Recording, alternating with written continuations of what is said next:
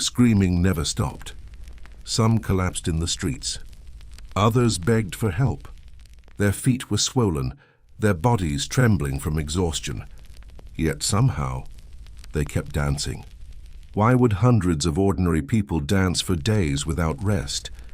Was it a disease, a curse, or did an entire medieval town lose its mind? Tonight, on Pillow and Poison, we're traveling back to the summer of 1518, when the people of Strasbourg became trapped in one of history's strangest mysteries, the town where everyone danced until they died. Before we begin, I'd love to know where you're listening from tonight, and what time it is where you are. Let me know down in the comments. And if you enjoy falling asleep to strange, dark and fascinating stories from history, don't forget to like this video, subscribe, and join us for more journeys into the past. Now dim the lights, get comfortable, and let's travel back to medieval Strasbourg, where one woman took a step into the street and somehow started a nightmare that would spread through an entire city. Somewhere in the darkness of a warm summer night, a woman stumbled through the streets of Strasbourg. Her dress was soaked with sweat. Her breathing came in desperate gasps. Every muscle in her body should have been begging for rest. Yet she kept moving. One step, then another, and then she danced. Not gracefully, not happily, not like someone celebrating a wedding or enjoying a festival. This was something else entirely. Her movements were frantic, almost painful to watch. Her arms twisted through the air. Her feet struck the ground again and again. She spun, stumbled, recovered, and continued. The strange thing was that there was no music. No musicians, no celebration, no reason. Just a woman dancing alone in the middle of the night. Imagine looking out your bedroom window and seeing that scene. Imagine hearing whispers spreading from house to house.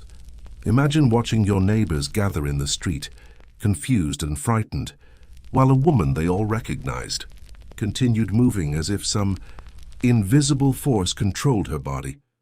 Now imagine returning the next morning and finding her still dancing. That is where our story begins tonight. But before we go any further, I'd love to know where you're listening from and what time it is where you are. Maybe you're curled up in bed after a long day. Maybe you're listening while rain taps against your window. Wherever you are, let me know in the comments. And if you enjoy strange historical mysteries like this one, consider liking the video and subscribing to the channel. Now get comfortable, because tonight we're traveling back more than 500 years to investigate one of the strangest events in human history. A mystery so bizarre that historians still argue about it today. A mystery involving hundreds of ordinary people. A mystery that ended with exhaustion, panic, and death. And perhaps the strangest part of all, nobody knows exactly why it happened. The year was 1518. Europe looked very different from the world we know today. There were no cars, no electric lights, no phones, no modern hospitals. Most people lived difficult lives shaped by weather, disease, religion, and uncertainty. Life was hard, much harder than most of us can easily imagine. For the average person, every season carried risks. A poor harvest could mean hunger. A disease could wipe out entire families. A war could arrive without warning. Even surviving childhood was far from guaranteed. People prayed constantly because they often felt they had very little control over their lives. And in the summer of 1518, many people living in Strasbourg already felt as though disaster was never far away. What happened next would become one of history's most puzzling events. Historians would eventually give it a name: the Dancing Plague. Even today, those words sound almost impossible. A plague makes people sick. A plague causes fever. A plague causes death. But a plague that makes people dance? That sounds like fiction. Yet contemporary records suggest that something very unusual truly happened. According to reports written at the time, people began dancing uncontrollably. Not for minutes, not for hours, for days. In some cases, perhaps even longer. And as the number of dancers grew, fear spread through the city. Some observers claimed that participants collapsed from exhaustion. Others described swollen feet and bodies pushed beyond their limits. And here comes our first shocking fact. The authorities did not immediately try to stop the dancing. In fact, according to several historical accounts, they eventually encouraged it. Just think about that for a moment. Imagine hundreds of people apparently trapped in an uncontrollable dance. Imagine seeing exhausted men and women unable to stop moving. Now imagine the government deciding that the solution is more dancing. We'll eventually discover why they made that decision. But for now, hold on to that thought, because it becomes one of the strangest twists in the entire story. As the days passed, rumors spread everywhere. Some people believed supernatural forces were responsible. Others suspected disease. Others feared divine punishment. Nobody had clear answers, and when human beings face something they cannot explain, the imagination often begins filling the empty spaces. Perhaps you've experienced that yourself. Maybe you've heard an unexplained sound in your house late at night. Maybe you've seen something unusual and immediately started creating theories. The people of Strasbourg were no different. The difference was that their mystery wasn't hidden in a dark hallway. Their mystery was dancing openly in the streets, every day. In full view of everyone, the city watched. The city worried. The city argued. And the dancing continued. Now here's another detail that makes the story even stranger. The first known dancer wasn't a traveling performer. She wasn't a famous entertainer. She wasn't a mysterious outsider arriving from a distant land. She was an ordinary woman. A woman historians remember as Frau Trophäa. And if the surviving accounts are accurate, everything began with her. One woman, one street, one unexplained dance. Then somehow, incredibly, the phenomenon spread. Before long, she would no longer be dancing alone. Others would join her. Then more. Then even more. What began as a curiosity would slowly transform into a citywide crisis. But tonight, as we settle into this strange chapter of history, I want you to imagine Strasbourg as it might have appeared more than 5 centuries ago. Narrow streets, wooden buildings, church bells echoing across the rooftops, the smell of smoke from fireplaces, merchants opening their stalls, children running through the streets, priests delivering sermons, ordinary people trying to survive another day. No one knew they were about to witness an event that would be discussed hundreds of years later. No one knew historians would still debate it. No one knew modern documentaries, books, and videos would someday examine every surviving clue. At that moment, all they knew was that a woman had begun dancing, and she would not stop. The mystery had only just begun, because in the next chapter, we'll meet Frau Trophäa herself and examine how one seemingly ordinary day became the beginning of one of history's most bizarre outbreaks. And as we'll soon discover, the deeper we look into her story, the stranger everything becomes. As strange as the story sounds today, the people of Strasbourg didn't know they were witnessing a historical mystery. To them, it was simply happening. And that might be the most unsettling part. Imagine standing in a crowded street surrounded by your neighbors. Everyone is staring at the same thing. Everyone is asking the same questions. Yet nobody has an answer. The woman keeps dancing, hour after hour, day after day, and every explanation sounds less convincing than the last. One person says she's possessed. Another says she's cursed. Someone else insists she's suffering from an illness nobody understands. The truth is that nobody really knows, and that uncertainty begins to spread through the city just as quickly as the dancing itself. Fear is a strange thing. Unlike a fire, fear doesn't need fuel you can see. It moves from person to person through whispers, rumors, and imagination. One frightened neighbor tells another. A baker hears a story from a customer. A merchant repeats it to travelers. A priest hears concerns from his congregation. Before long, the entire city is talking about the same woman, Frau Trophäa, and every time her story is told, it becomes a little more mysterious, a little more frightening, a little more impossible. Now let's pause for a moment and consider something fascinating. Most historical events leave behind physical evidence. Ancient battles leave weapons, kings leave documents, cities leave ruins. But the dancing plague left something much harder to understand. It left stories, descriptions, witness accounts, fragments of observations written by people who themselves were confused. Historians today are essentially trying to solve a 500-year-old puzzle with missing pieces. And that brings us to another shocking fact. Even after centuries of study, experts still cannot fully agree on what happened. Think about that. We know how the pyramids were built. We know how empires rose and fell. We know the causes of countless historical disasters.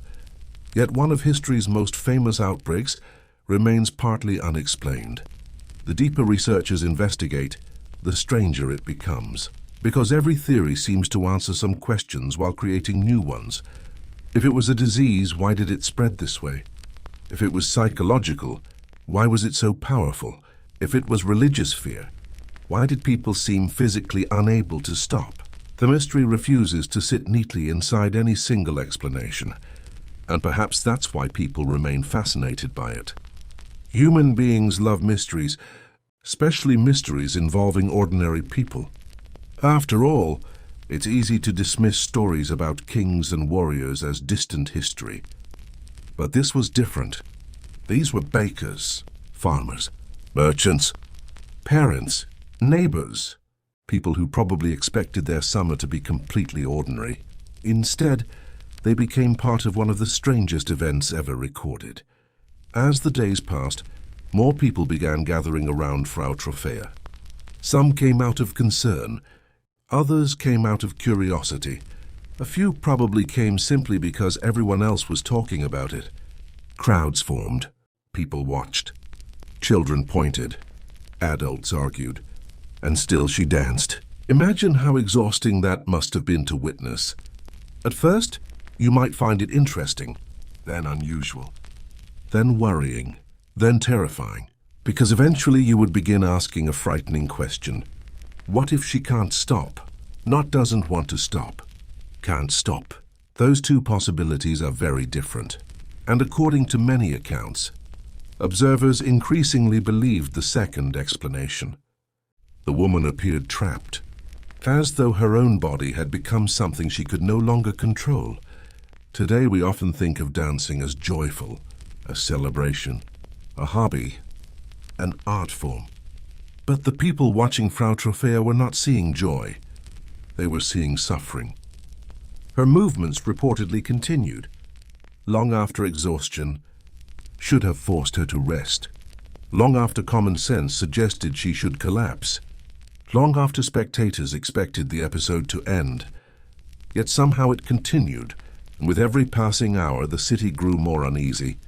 Neighbors debating explanations, people wondering whether the strange event would end tomorrow, or the next day, or the day after that. Nobody could know that the situation was about to become dramatically worse, because the city had made one critical mistake. Most people were treating the event as a curiosity, something unusual, something worth discussing, something worth watching. But what they didn't realize was that the phenomenon was only beginning. Soon Frau Trophäa would no longer be the sole dancer.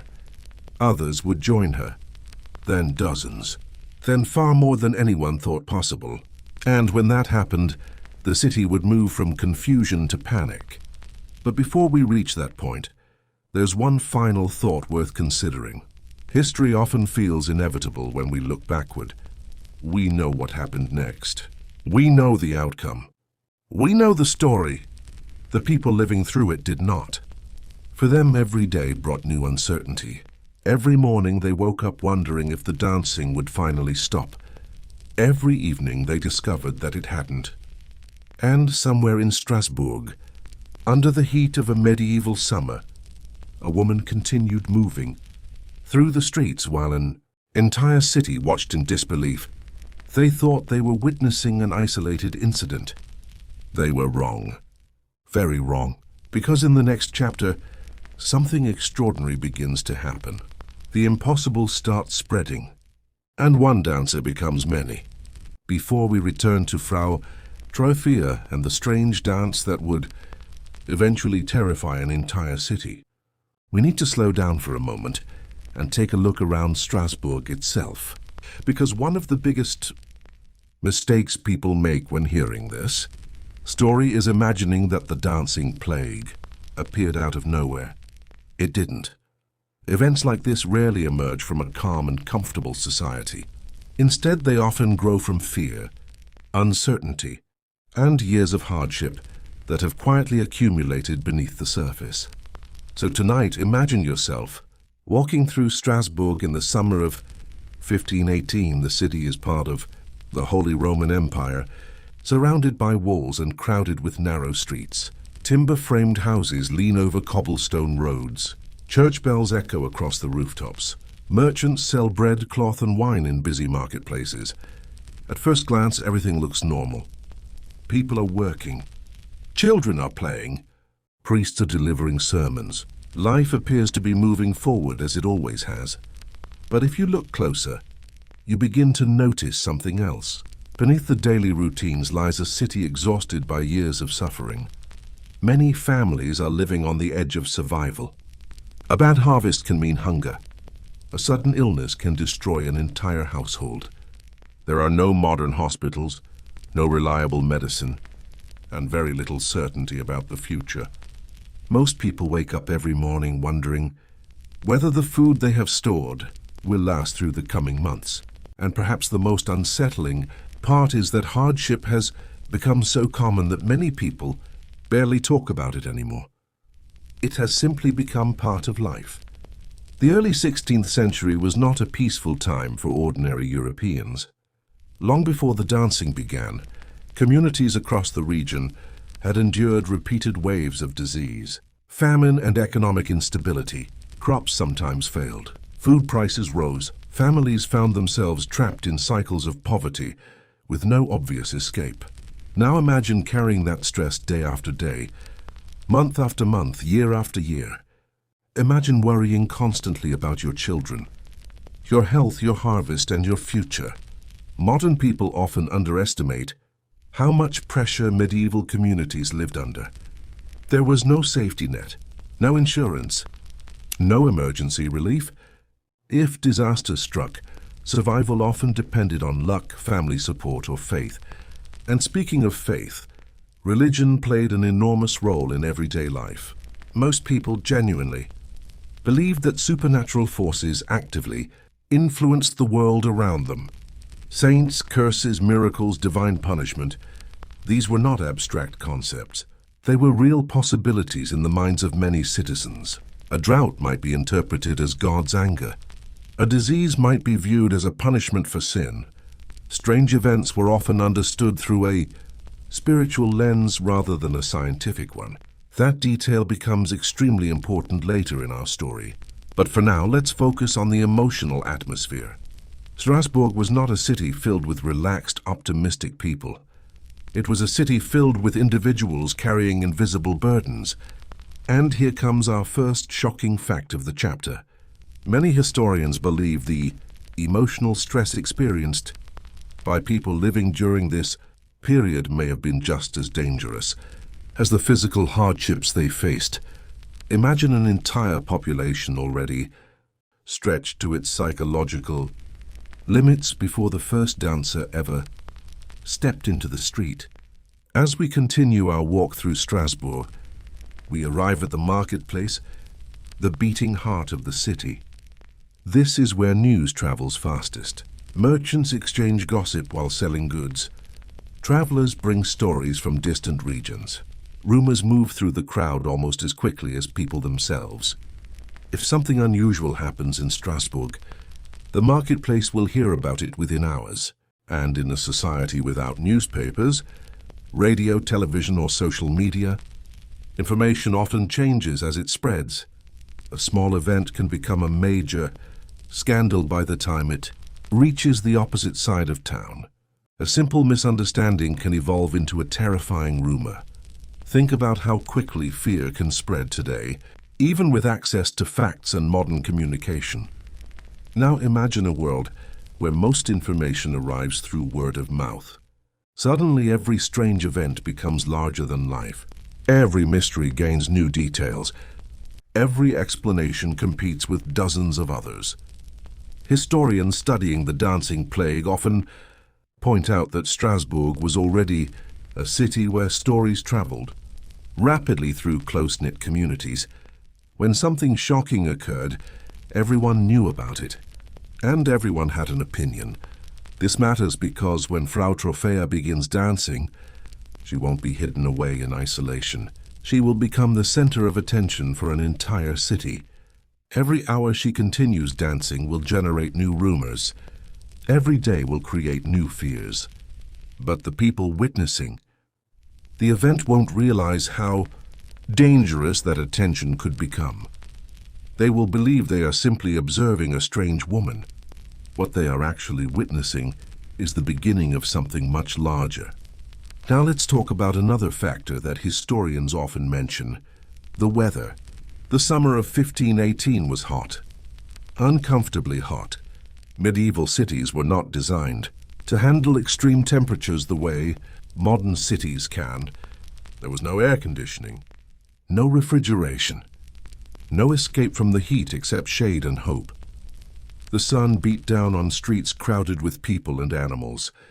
The smell of livestock mixed with smoke and human activity. Work continued despite exhaustion because stopping was rarely an option. Farmers still had fields to tend. Merchants still had goods to sell. Laborers still needed wages. And when heat combines with stress, hunger and uncertainty, the human body begins to suffer. Here comes another shocking fact. Some historical records suggest that many people living in Strasbourg during this period may already have been physically weakened by poor nutrition and recurring hardship before the dancing plague ever started. Think about that for a moment. The city wasn't operating at full strength. Many residents were already exhausted, already anxious, already vulnerable. It's almost as if the conditions for a crisis had been quietly building for years, waiting for a spark. Nobody could see it. Nobody could measure it. Yet it was there, hidden beneath everyday life. And when historians look back at the dancing plague, they often see Strasbourg not as a healthy city, suddenly struck by madness, but as a city under immense pressure, finally reaching a breaking point. As evening falls over Strasbourg, the city begins to quiet. Merchants close their stalls. Families gather around simple meals. Candles flicker behind wooden windows. Church bells mark the passing hours. To an outsider, it looks like any other night in medieval Europe. Yet beneath the calm surface, fear, hardship, and uncertainty continue to shape people's lives. Nobody knows that within days, one woman will begin dancing in the street. Nobody knows that crowds will gather to watch her. Nobody knows that the event will eventually attract the attention of doctors, priests, city officials, and historians hundreds of years in the future. And here is the final shocking fact for tonight. When the dancing plague began, the people of Strasbourg were not witnessing the first strange event in their lives. They were already living in a world where suffering felt normal. That may be one of the most important clues in the entire mystery. Because before hundreds of people danced, before authorities made disastrous decisions, before deaths were reported, there was simply a city full of tired, frightened human beings trying to survive another summer.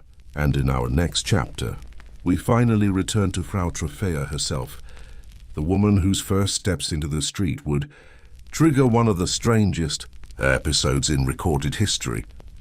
The more we examine Strasbourg before the dancing plague, the more it begins to resemble a city carrying an invisible weight on its shoulders. From a distance, life appeared normal enough. Markets opened every morning. Church services continued. Weddings were celebrated. Children played in the streets. Yet beneath these familiar routines was a population that had spent years adapting to uncertainty. Imagine living in a world where nearly every season could bring disaster. A harsh winter could destroy food supplies. Heavy rains could ruin crops. Disease could spread through entire neighborhoods before anyone understood what was happening. Most people had little control over the forces shaping their lives. And when human beings feel powerless for long enough, something begins to change. Fear stops being a temporary emotion and becomes part of everyday existence. Many residents of Strasbourg likely woke up each morning already, carrying worries that modern people would find overwhelming. How much food remained? Would prices rise again? Would illness return? Would their children survive to adulthood? These questions were not unusual. They were part of life. And here's a shocking fact that often gets overlooked. Many medieval people expected suffering far more than happiness. Comfort was temporary. Hardship was normal. That mindset created a society constantly preparing for the next disaster, even when one wasn't immediately visible. Religion also shaped nearly every aspect of daily life. Today, if something unusual happens, most people immediately search for scientific explanations. But in 1518, science as we know it barely existed. For many residents of Strasbourg, the supernatural felt just as real as the physical world. Saints watched over communities. Divine punishment could strike at any time. Miracles were possible. Curses were possible. Demonic influence was possible. Whether these beliefs were true or not isn't the point.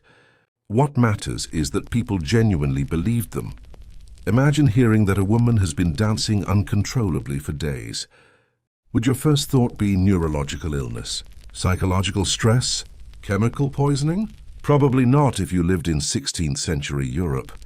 Instead, your mind might jump towards spiritual explanations. Maybe God was sending a warning. Maybe a saint was angry. Maybe some unseen force had taken hold of her. And here's another shocking fact. Fear of supernatural punishment was so powerful in medieval Europe that entire communities sometimes changed their behavior based on rumors of divine anger. A single unexplained event could trigger waves of anxiety that spread from family to family. In a society already struggling with uncertainty, spiritual fears often felt more convincing than rational explanations.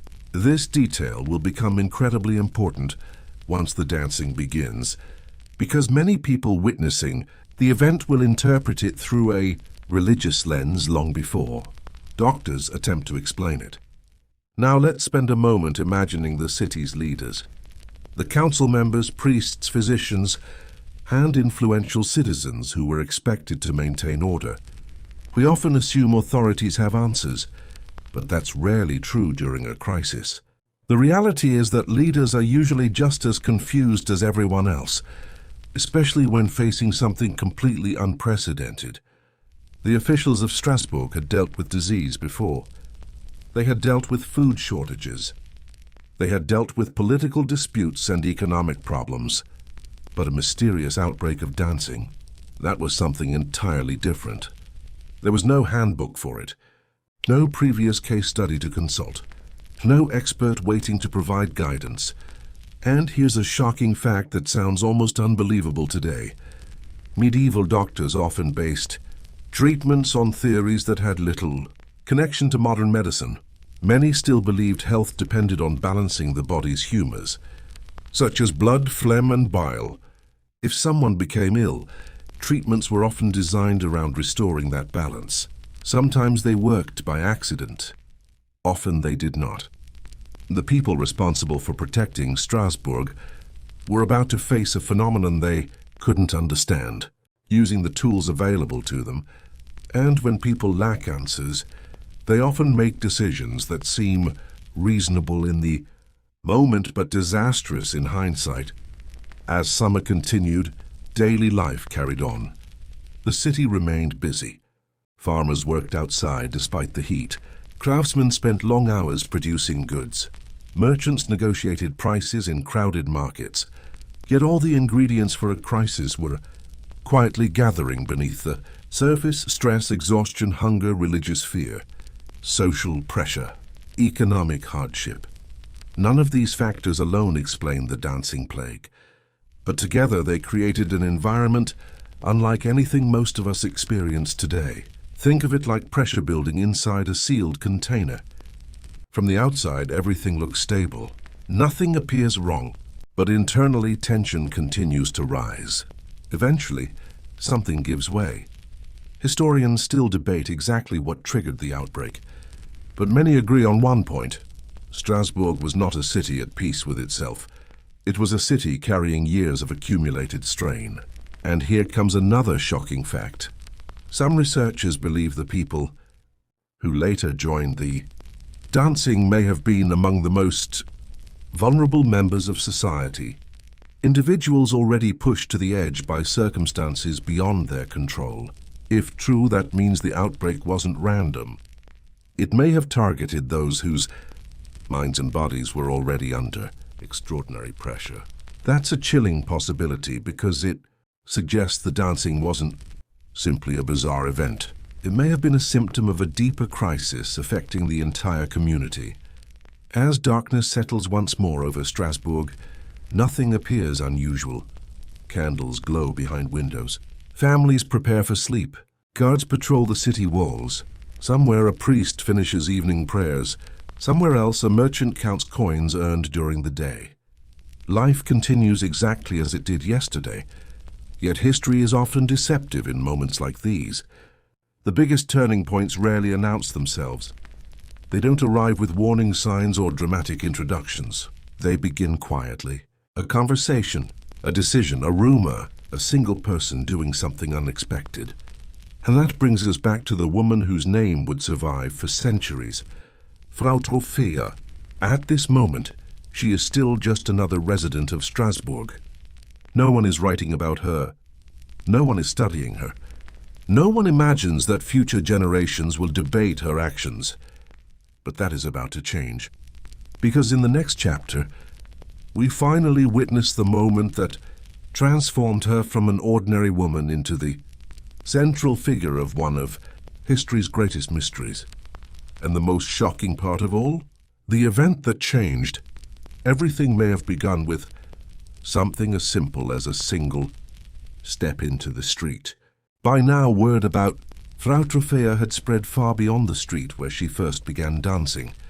People who had never seen her with their own eyes were discussing her in marketplaces, workshops, churches, and family homes. Everyone seemed to have a theory. Some claimed she was cursed. Others believed she had committed a terrible sin and was being punished by God. A few whispered that evil spirits had taken control of her body. The truth was that nobody knew. What made the situation even more unsettling was that Frau Trophäa herself appeared unable to explain what was happening.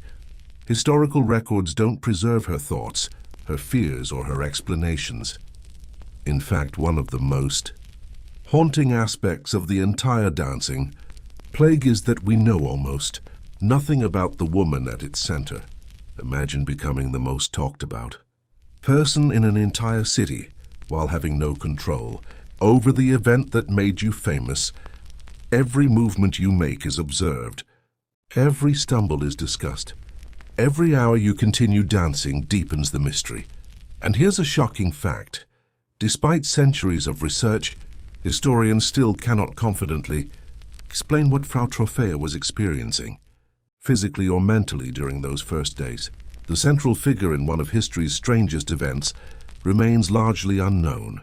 It's as if the story begins with a question mark and never completely escapes it. As the days passed, the physical toll became impossible to ignore. Think about what happens when you spend a few hours walking, exercising, or standing without rest. Your muscles ache. Your feet become sore. Your energy begins to disappear. Now multiply that by an unimaginable amount. According to contemporary accounts, Frau Trophäa continued dancing long after most people would have collapsed from exhaustion. Witnesses reportedly watched her move through intense fatigue, discomfort, and weakness. Whether every detail recorded at the time was accurate is impossible to know. But the consistency of the report suggests that observers were genuinely alarmed by what they were seeing. This wasn't joyful dancing. It wasn't entertainment. It wasn't performance art. It looked more like a battle between a human body and its own limits. People began wondering whether she would survive. Neighbors watched with growing concern. Family members likely experienced fear mixed with helplessness. After all, what could anyone do? There was no clear illness to treat, no wound to bandage, no obvious cause to remove. And here comes another shocking fact. In a world where most diseases had visible symptoms, Frau Troffea's condition seemed almost impossible to categorize. She wasn't bedridden. She wasn't unconscious. She wasn't visibly injured. Yet something was clearly wrong. Her body was sending a message that nobody knew how to interpret. The longer the situation continued, the more unsettling it became for the entire community. Human beings are naturally drawn to unusual events. Even today, crowds gather around accidents, public disturbances, and unexpected spectacles. Medieval Strasbourg was no different. Curious residents came to watch. Travelers stopped to observe. Children pointed. Adults whispered. What began as concern slowly transformed into fascination. Yet beneath that fascination was a growing fear. Because if nobody understood what was happening to Frau Troffea, how could anyone be sure it wouldn't happen to them? That's the question that likely haunted many people as they returned home each evening. Imagine lying awake at night after witnessing her dance for hours. Imagine trying to convince yourself that it was an isolated incident. Then imagine hearing reports the next morning that she was still dancing. Day after day, the mystery remained unresolved. And here's a shocking fact that rarely gets enough attention. Fear often spreads faster than facts. Long before anyone understood the situation, the emotional impact of witnessing it was already affecting the city. The sight of one woman, trapped in an endless dance, may have been creating psychological ripples throughout Strasbourg long before additional dances appeared. At this stage, city authorities were beginning to pay attention. It's important to remember that Strasbourg wasn't a tiny village where unusual events could go unnoticed. It was a significant urban center with officials responsible for maintaining order.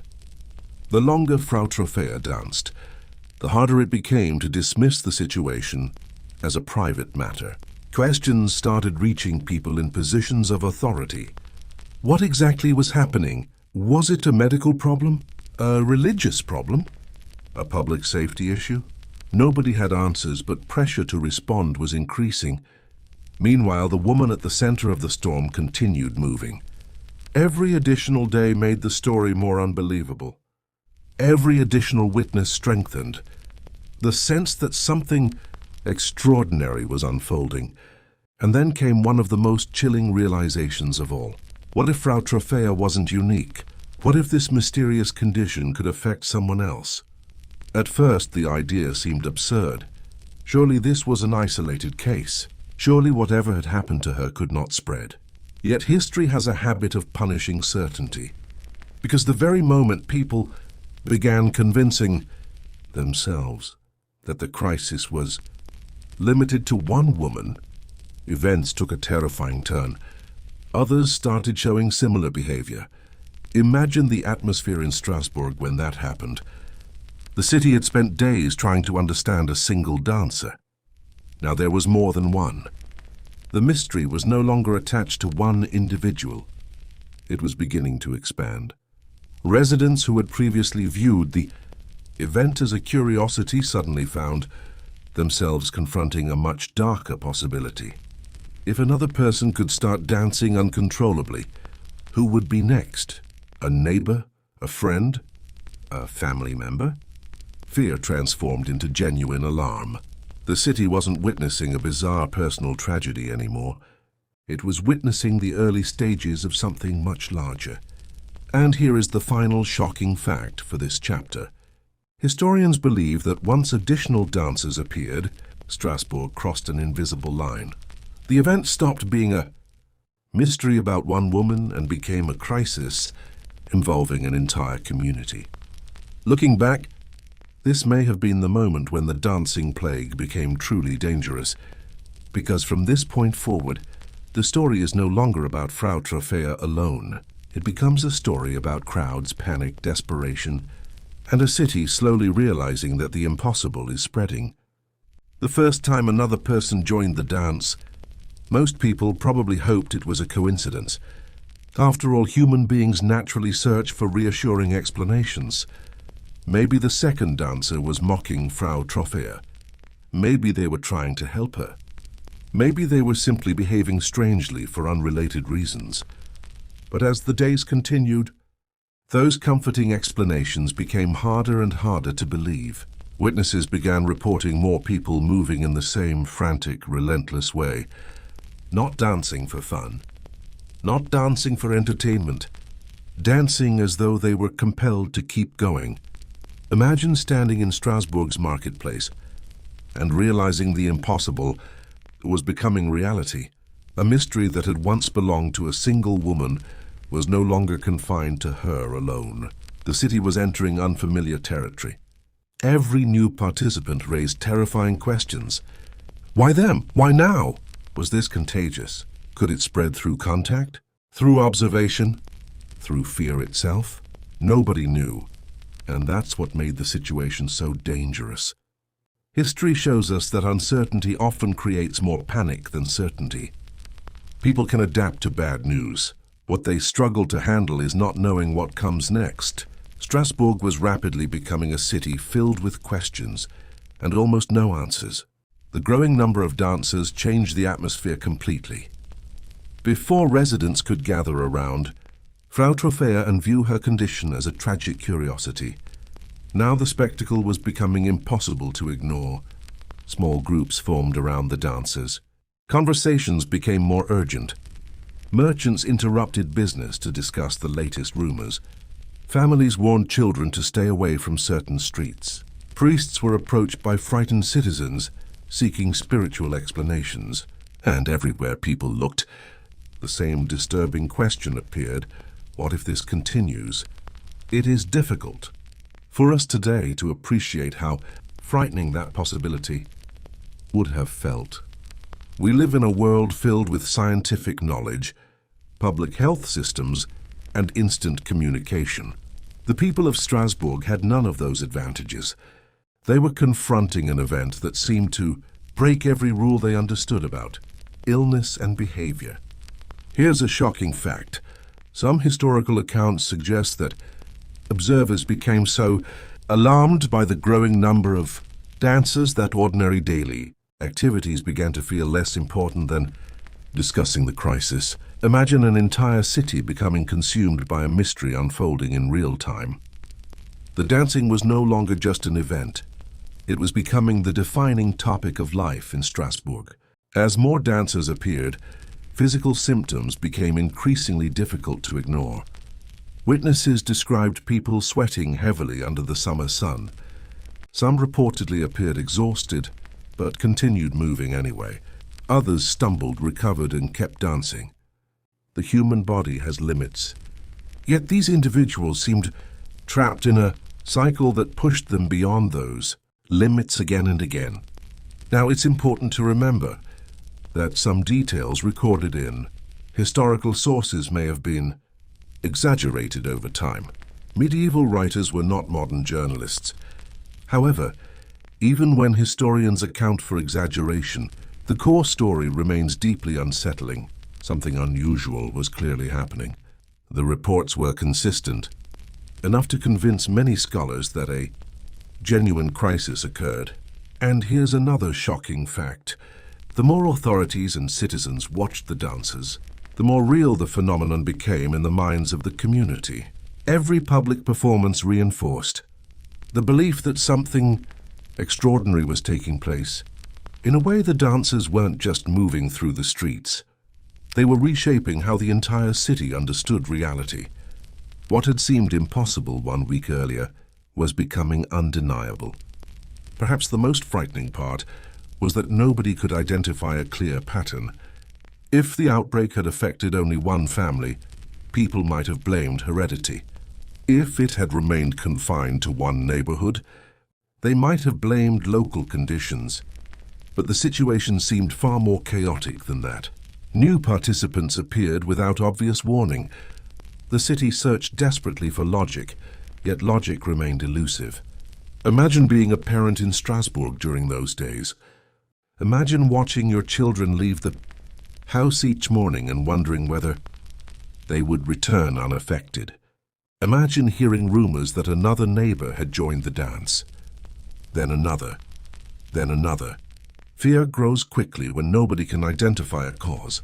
Human beings are wired to look for patterns because patterns make the world feel predictable. The dancing plague offered almost none. And here comes another shocking fact.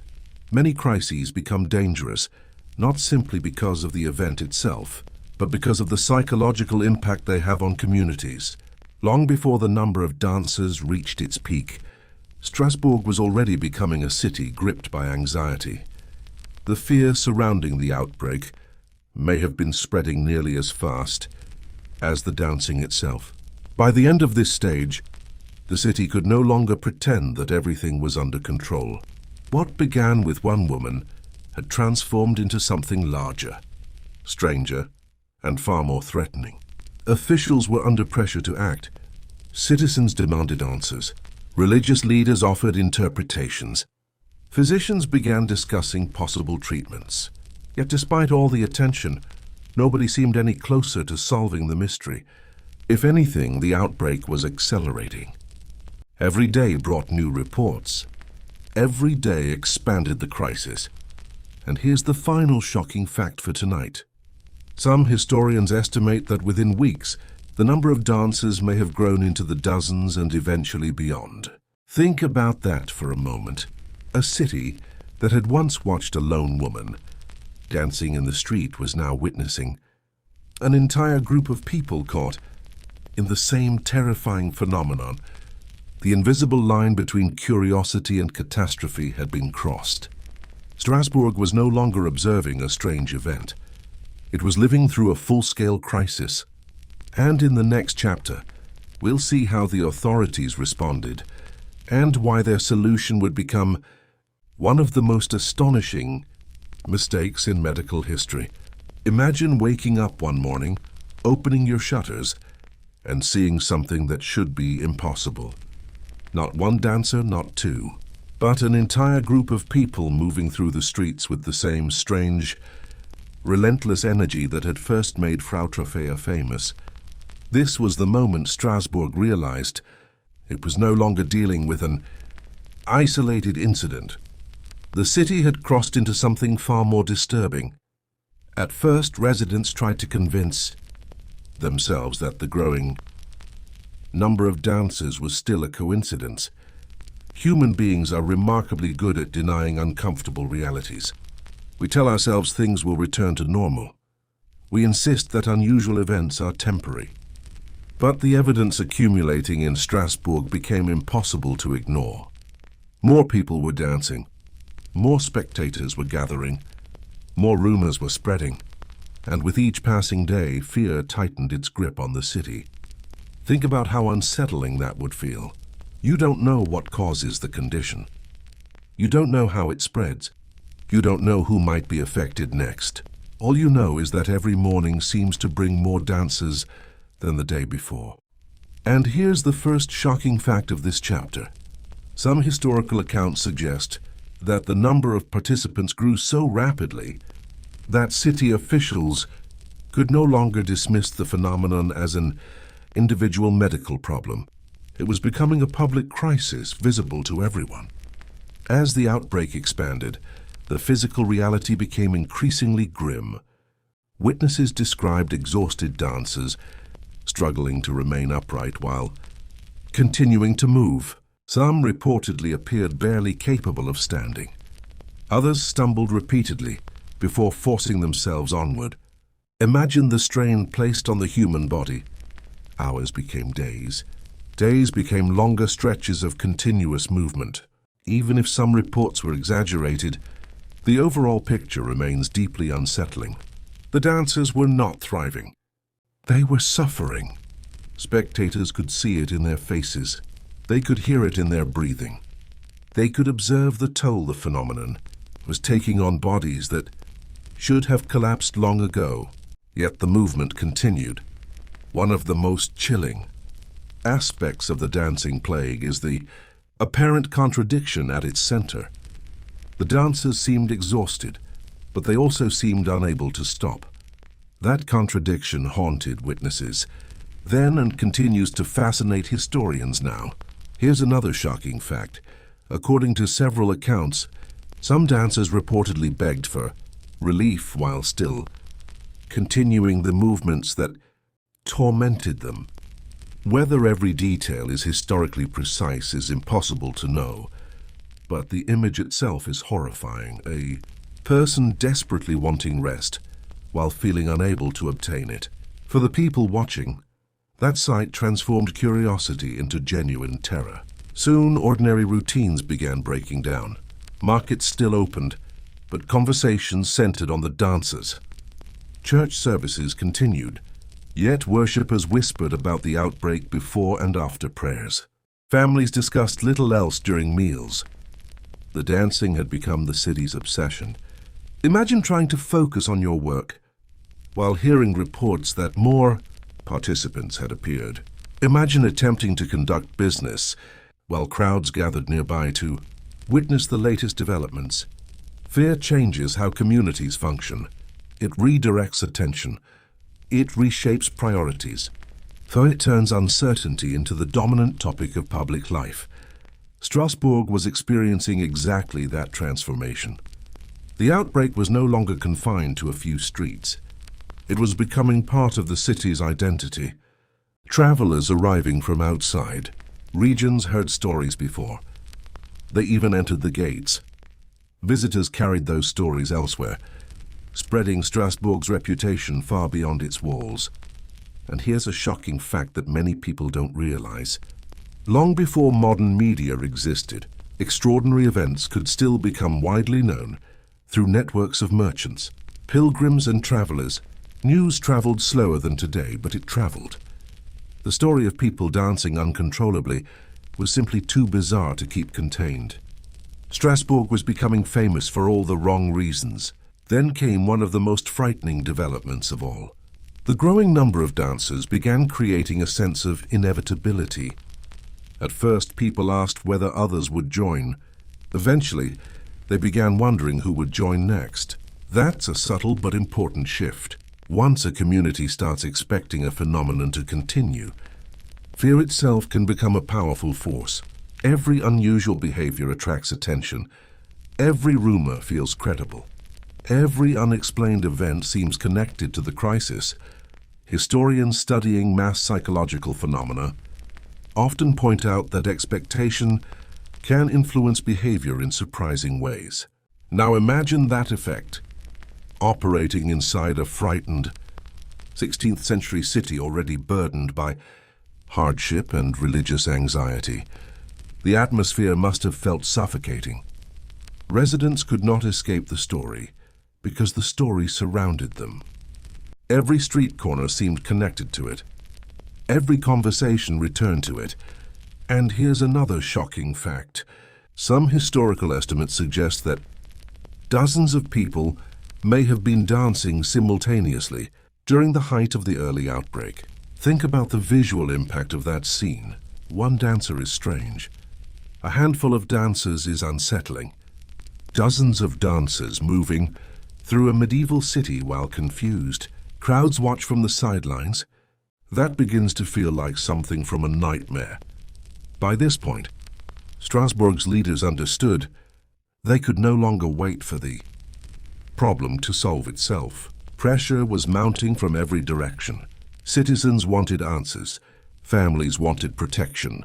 Religious authorities offered spiritual interpretations. Physicians attempted medical explanations. Yet despite all the attention, the dancing continued.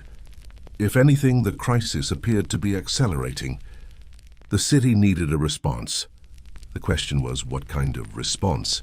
Unfortunately, as we'll soon discover, the people responsible for managing the outbreak were about to make a decision that seems almost unbelievable today. A decision that would transform the dancing plague from a mystery into a full-blown catastrophe. And here is the final shocking fact for this chapter. Rather than immediately preventing the dancers from continuing, some authorities became convinced that the solution involved allowing and even encouraging more dancing.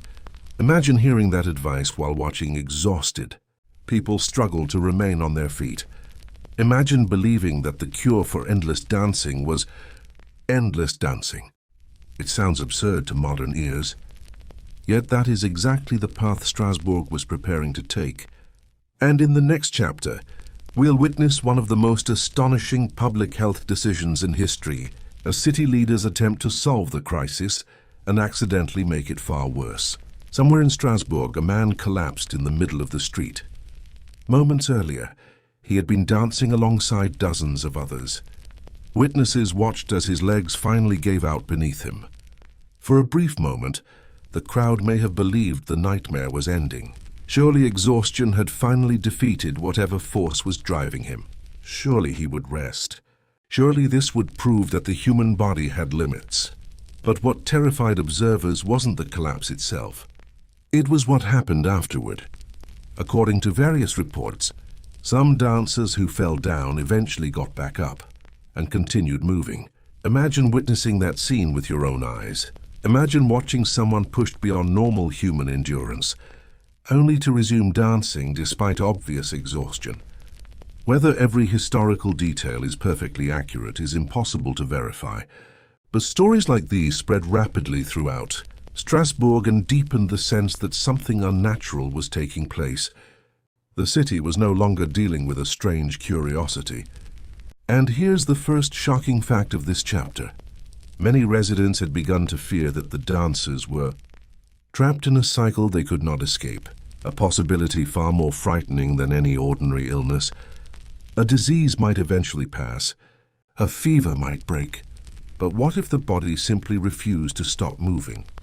As the outbreak intensified, the atmosphere throughout Strasbourg grew heavier. The dancers themselves were only part of the story. The spectators were changing too. Fear was beginning to alter the behavior of the entire city. People who once gathered out of curiosity now arrived with anxiety. Conversations became darker. Rumors became more dramatic. Some residents reportedly avoided certain areas altogether, unwilling to witness the disturbing spectacle. Others became obsessed with monitoring the outbreak, eager for any sign that it was finally ending. Human beings often react this way during crises. When faced with uncertainty, some people avoid the problem, while others become consumed by it. Strasbourg contained both groups, yet neither could escape the fact that the number of dancers continued growing.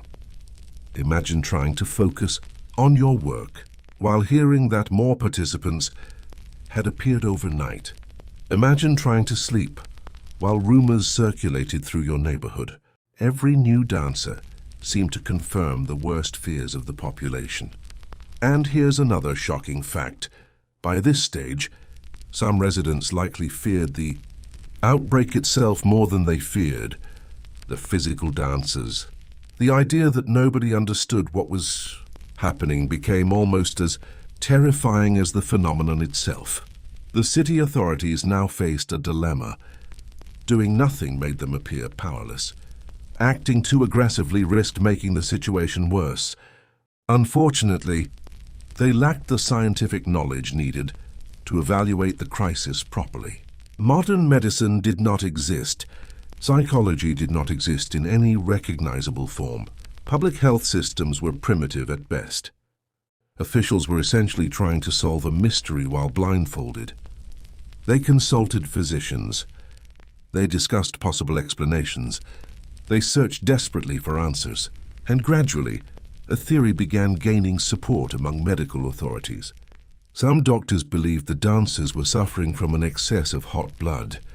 According to prevailing medical theories of the era, This imbalance needed to be released rather than suppressed.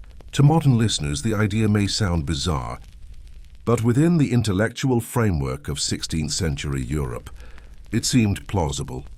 If the body wanted to dance, perhaps preventing the movement would only worsen the condition.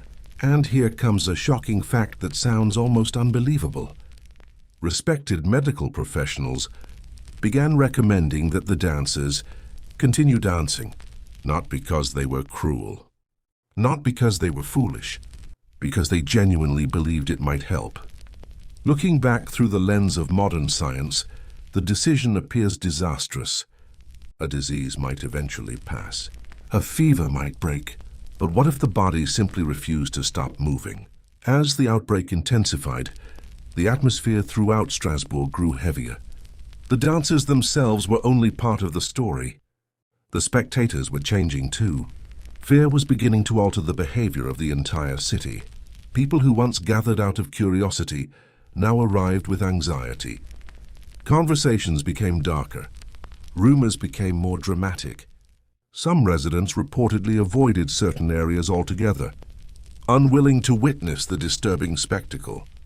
Others became obsessed with monitoring the outbreak, eager for any sign that it was finally ending. Human beings often react this way during crises. When faced with uncertainty, some people avoid the problem, while others become consumed by it.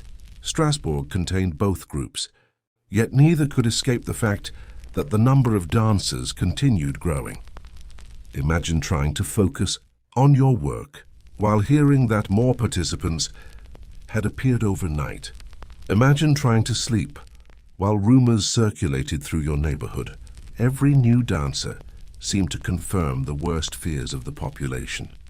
And here's another shocking fact. By this stage, some residents likely feared the outbreak itself more than they feared the physical dancers. The idea that nobody understood what was happening became almost as terrifying as the phenomenon itself. The city authorities now faced a dilemma. Doing nothing made them appear powerless. Acting too aggressively risked making the situation worse. Unfortunately, they lacked the scientific knowledge needed to evaluate the crisis properly. Modern medicine did not exist. Psychology did not exist in any recognizable form. Public health systems were primitive at best. Officials were essentially trying to solve a mystery while blindfolded. They consulted physicians. They discussed possible explanations. They searched desperately for answers. And gradually, a theory began gaining support among medical authorities. Some doctors believed the dancers were suffering from an excess of hot blood. According to prevailing medical theories of the era, this imbalance needed to be released rather than suppressed. To modern listeners, the idea may sound bizarre, but within the intellectual framework of 16th century Europe, it seemed plausible. If the body wanted to dance, perhaps preventing the movement would only worsen the condition. And here comes a shocking fact that sounds almost unbelievable. Respected medical professionals began recommending that the dancers continue dancing, not because they were cruel, not because they were foolish, because they genuinely believed it might help. Looking back through the lens of modern science, the decision appears disastrous, but at the time many officials considered it reasonable. What happened next would become one of the most infamous moments in the entire story. Instead of shutting down the dancing, authorities began accommodating it. Imagine being a frightened citizen and hearing that city leaders intended to create spaces specifically for dancing. Imagine watching officials respond to an outbreak by organizing conditions that allowed it to continue. Yet that is exactly what some historical accounts suggest happened. Platforms were reportedly constructed. Areas were designated for the dancers. Musicians were even brought in to provide accompaniment. Think about how surreal that must have looked. Her city, terrified by uncontrollable dancing, was now supplying music. Exhausted participants were continuing to move while professional performers helped maintain the rhythm. Even today, Historians often pause at this point in the narrative because it feels almost impossible to believe. Yet multiple historical sources describe some version of this response. And here's another shocking fact. The authorities were not attempting to entertain the dancers. They believed they were implementing a treatment. In their minds, this was medicine. The cure was not less dancing. The cure was more dancing until the condition somehow exhausted itself. It was one of the most extraordinary misunderstandings in medical history. As summer heat continued pressing down on Strasbourg, the consequences of these decisions began unfolding in real time. The dancers remained visible. The crowds remained worried. The city remained trapped in uncertainty. Yet now the outbreak had acquired something it previously lacked: official support. Whether intentionally or not, the authorities had transformed the dancing into an organized public spectacle. And here is the final shocking fact for tonight. Some historians believe that the city's response may have helped reinforce the outbreak rather than stop it. Imagine the psychological impact of seeing platforms built, musicians hired, and officials treating the phenomenon as something expected to continue. Instead of signaling that the crisis was ending, those actions may have convinced residents that the dancing was becoming a permanent reality.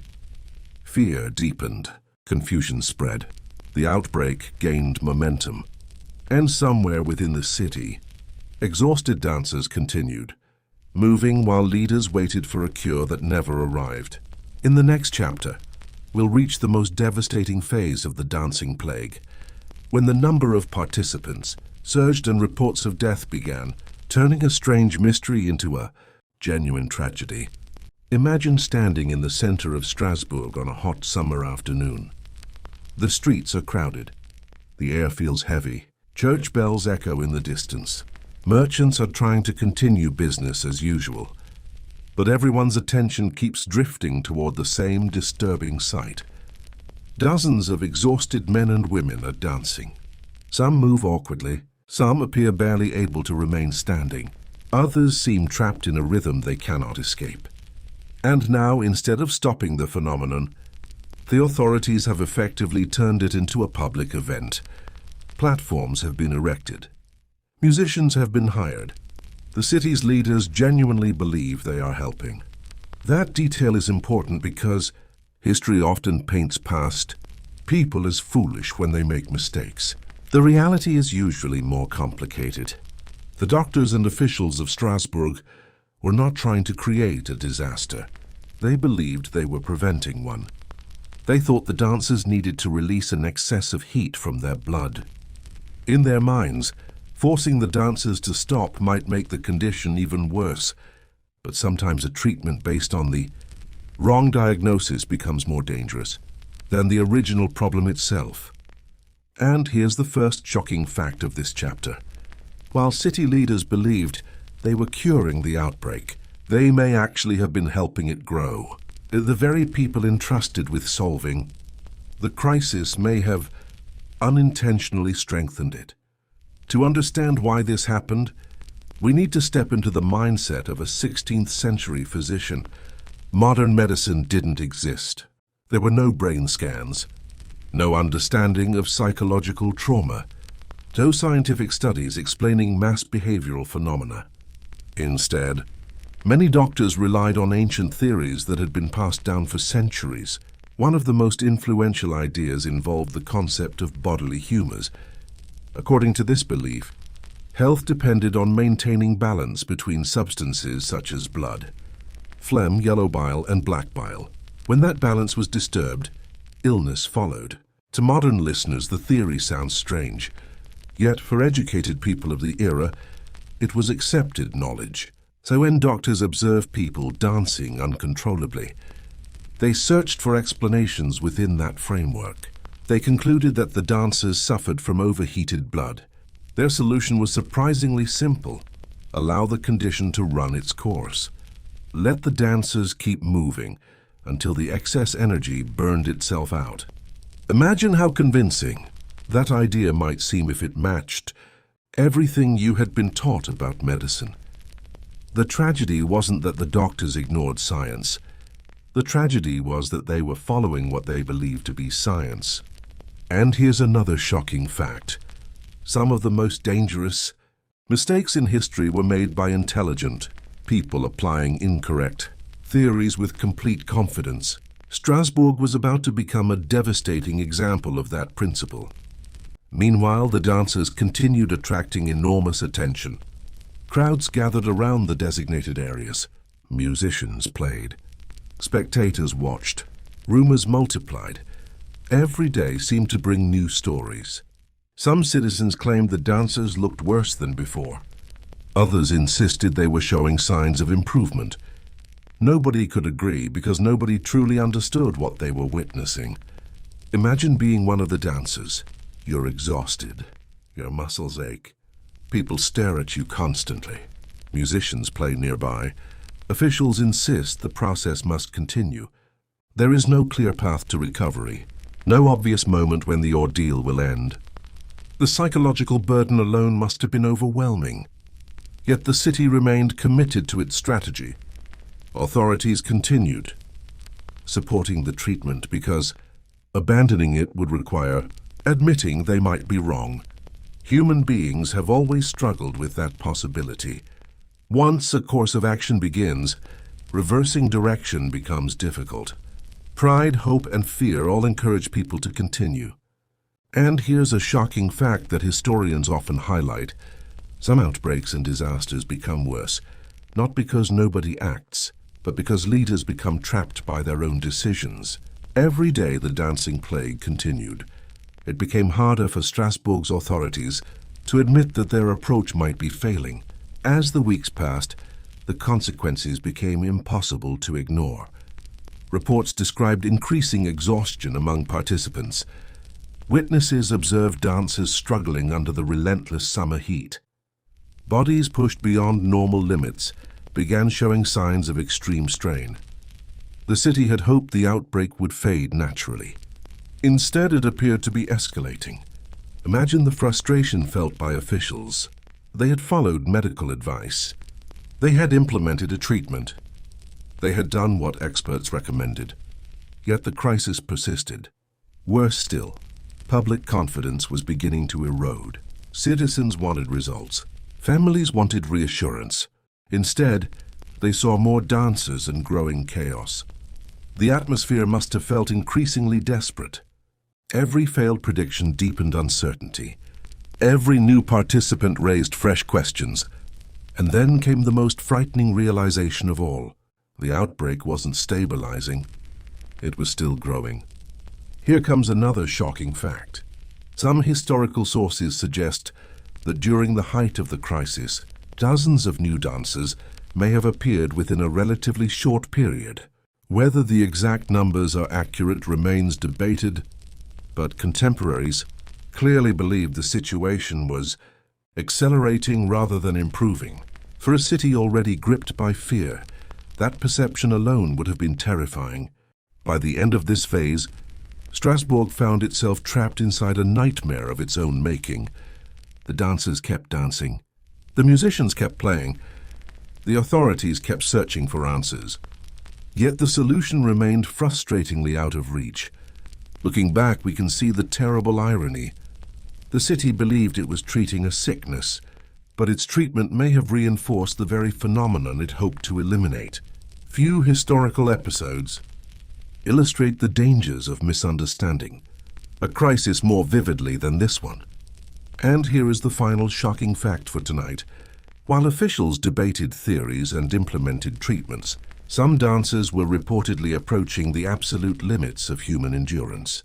Their bodies had been pushed far beyond what nature intended. Exhaustion was mounting. Physical collapse was becoming more common. The city still hoped recovery was just around the corner. Instead, it was moving toward the darkest chapter of the entire story.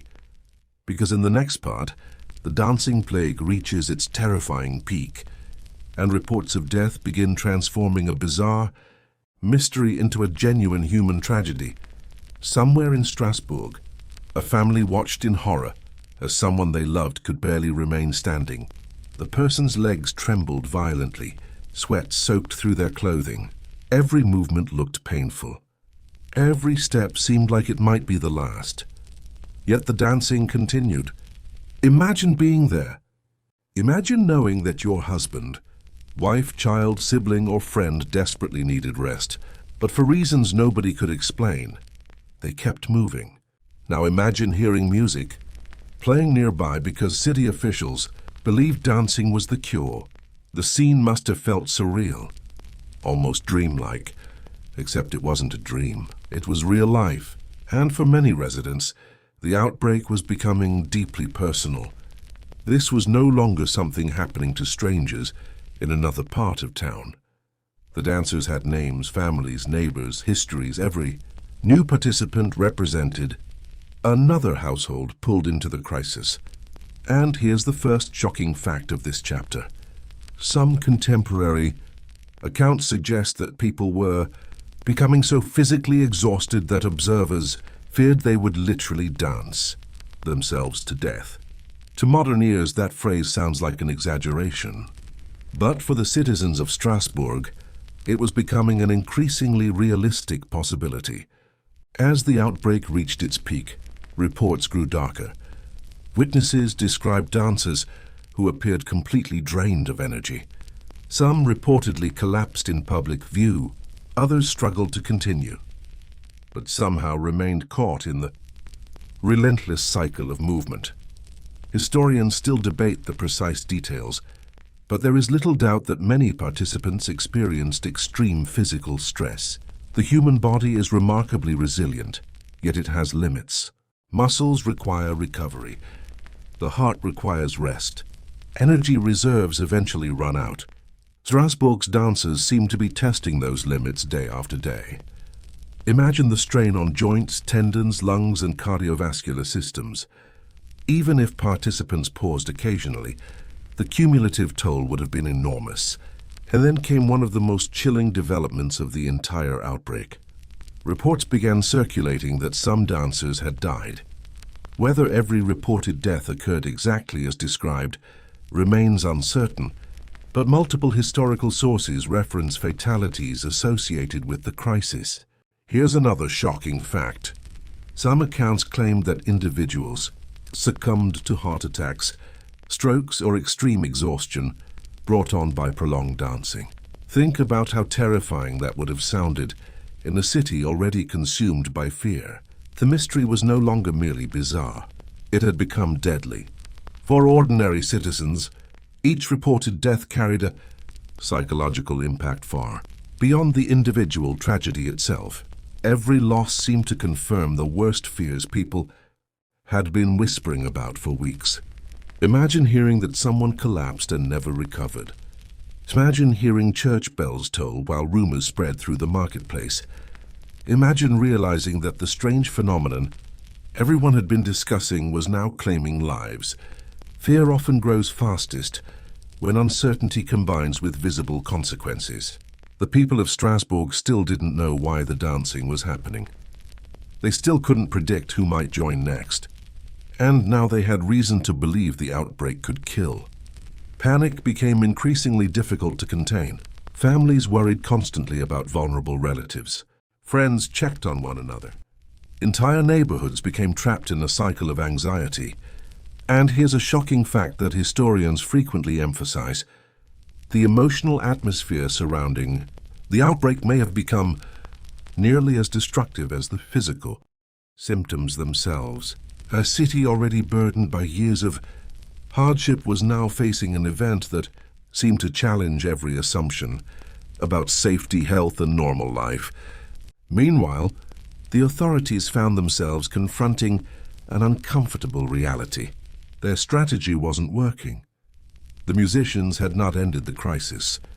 The dancing platforms had not ended the crisis. The medical theories had not ended the crisis. If anything, the situation appeared worse than before. Imagine the pressure city leaders must have felt. Citizens expected solutions. Physicians had offered explanations. Officials had acted decisively. Yet the outbreak continued. History is full of examples where leaders discover too late that they have misunderstood a problem. Strasbourg was living through one of those moments. Gradually, confidence in the original treatment began eroding. Some people questioned the doctors. Others questioned the authorities. Many simply wanted the nightmare to end. And here's another shocking fact. Historians believe that by the height of the outbreak, the city may have been witnessing one of the largest documented episodes of unexplained collective behavior in European history. Even centuries later, few events resemble it. That uniqueness is one reason the dancing plague continues to fascinate researchers. The outbreak wasn't merely unusual, it was almost without precedent. By now, Strasbourg was exhausted. The dancers were exhausted. The families were exhausted. Even the officials responsible for managing the crisis were exhausted. Yet the mystery remained unsolved. The city had reached a turning point. Continuing the same strategy no longer seemed acceptable. Something had to change, and change was coming. Religious explanations that had once seemed secondary would soon move to the center of the response. People began searching for answers beyond medicine, beyond politics, beyond ordinary logic. If the crisis could not be cured through physical means, perhaps it required a spiritual solution. And here is the final shocking fact for this chapter. Despite all the deaths, fear, confusion, and suffering, nobody in Strasbourg could say with certainty what had caused the outbreak in the first place. Imagine living through a deadly crisis without understanding its origin. Imagine watching people suffer while remaining completely unable to identify the enemy. That was the reality facing Strasbourg in 1518, and in the next chapter, we'll see how the city finally abandoned its disastrous medical strategy and turned toward religion, superstition, and the mysterious figure of Saint Vitus in a desperate attempt to end the nightmare. Imagine standing at the edge of a crowded square in Strasbourg during the height of the dancing plague. The atmosphere feels completely different from the curious fascination that existed when Frau Trophea first stepped into the street. Back then, people gathered because they were confused. Now they gather because they are afraid. The mystery has become a crisis. The crisis has become a tragedy. Everywhere you look, exhausted dancers continue moving beneath the summer sun. Some appear barely conscious. Others move mechanically, as if driven by a force beyond their own understanding. Families watch helplessly from the sidelines. City officials struggle to maintain order. The musicians who were once hired as part of the supposed cure have become symbols of a terrible mistake. And above all hangs a single horrifying realization. People are no longer asking whether the outbreak is dangerous. They are asking how many more lives it will claim. Imagine hearing rumors every morning that another dancer has collapsed. Imagine wondering whether someone you know will be next. The psychological toll alone must have been overwhelming. And here's the first shocking fact of this chapter. By this stage, many residents likely feared the dancers less than the invisible force they believed was creating them. The true terror wasn't watching people dance. The true terror was not knowing who would start dancing tomorrow. Among the many stories that circulated during the outbreak, one type appears again and again in historical accounts: sudden collapse. Picture a dancer moving through a crowded street. Their face is pale, their breathing is heavy, sweat pours down their skin. For hours, perhaps days, they have been trapped in the same exhausting cycle. Then, without warning, their body finally gives way. The crowd gasps. Some rush forward. Others step back in fear. Family members cry out. Yet even moments like these failed to provide answers. Why had this happened? What exactly was destroying these people? Historians continue debating the details, but contemporary witnesses clearly believed they were seeing bodies pushed beyond normal limits. And here comes another shocking fact. Some reports suggest that the deaths associated with the outbreak were so alarming that rumors began exaggerating the numbers almost immediately. In times of fear, information often mutates. One death becomes several, several become dozens, dozens become hundreds. Whether every rumor was true mattered less than the effect those rumors had on the city. Strasbourg was becoming a place where fear spread faster than certainty. For the families of the dancers, the experience must have been devastating. We often discuss historical events in terms of numbers, trends and theories, but every participant was a real person. Imagine a mother watching her son continue dancing, despite obvious exhaustion. Imagine a husband watching his wife stumble repeatedly while crowds look on.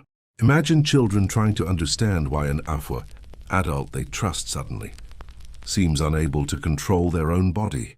These human moments rarely survive in historical records, yet they almost certainly occurred. Behind every account of a dancer was a network of worried relatives and frightened friends. The outbreak wasn't merely happening in public squares. It was invading homes. It was reshaping family life. It was becoming part of everyday existence. And here's a shocking fact that often gets overlooked. The people of Strasbourg had no way of knowing whether the crisis would last another day, another month, or even longer. Modern audiences already know the outbreak eventually ended.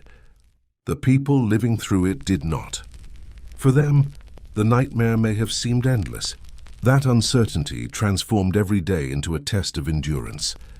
As fear intensified, many residents turned increasingly toward religious explanations. This wasn't unusual.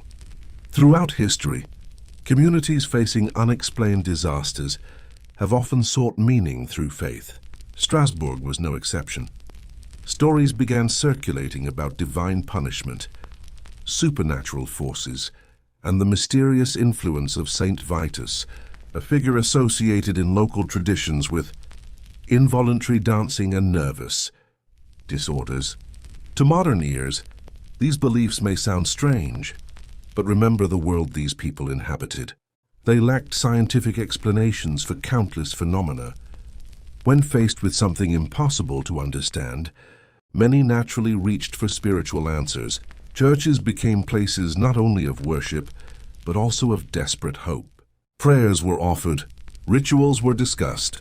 Religious authorities became increasingly involved in the response. And here's another shocking fact. For many residents, a supernatural explanation may actually have felt less frightening than the alternatives. A curse at least had a source. Divine punishment at least had meaning. Completely random outbreak with no identifiable cause was arguably even more terrifying. Human beings often prefer frightening answers to no answers at all. By the end of this phase, Strasbourg had reached its breaking point. The dancing continued. Reports of collapse and death continued. Confidence in the original medical response had largely evaporated. The city needed a new strategy. People were desperate for anything that might stop the nightmare. And desperation has a way of changing decisions that once seemed impossible. Officials who had previously trusted, physicians began listening more closely to religious leaders. Citizens who had hoped for medical solutions increasingly turned towards spiritual ones. The outbreak was entering a new chapter. The focus would shift from doctors to saints, from theories of hot blood to beliefs about divine intervention. And here is the final shocking fact for tonight. Despite all the suffering that had already occurred, nobody in Strasbourg was any closer to understanding the true cause of the dancing plague than they had been when Frau Trophäa first stepped into the street. Think about that for a moment. Weeks of panic, weeks of dancing, weeks of deaths, rumors, and failed treatments. Yet the central mystery remained completely unsolved. And in the next chapter, we'll follow the desperate efforts to end the outbreak through religious rituals and explore the enduring mystery that still leaves historians arguing more than 500 years later. Somewhere in Strasbourg, a family gathered around a dinner table with one chair empty. The person who usually sat there was no longer home. Maybe they were among the dancers. Maybe they were recovering from exhaustion. Maybe they had collapsed days earlier and never returned. We don't know their names. History rarely preserves the stories of ordinary people. Yet behind every major event are countless personal tragedies that never make it into official records. That's what makes the dancing plague so haunting. We often focus on the mystery, but for the people living through it, this wasn't a mystery documentary. It was real life. Imagine hearing distant music from a public square and wondering whether someone you loved was still trapped there, still moving, still unable to stop. Imagine lying awake at night, listening to rumors drift through the city. One neighbor says the outbreak is slowing down. Another claims it's spreading faster than ever. Nobody knows who to believe. And here's the first shocking fact of this chapter. Historians still cannot determine exactly how many people died during the dancing plague, because contemporary reports often contradicted one another. Think about that. One of the most famous outbreaks in European history remains so poorly understood that even the death toll is uncertain. As panic spread, the city became increasingly desperate for a solution. The medical explanations that once seemed convincing were losing credibility. After all, if dancing was supposed to cure the dancers, why were so many people still suffering? Why were reports of collapse continuing? Why did the crisis seem determined to ignore every prediction made by the authorities? Human beings can tolerate hardship for surprisingly long periods, but they struggle to tolerate uncertainty. Eventually, many residents began looking beyond medicine for answers.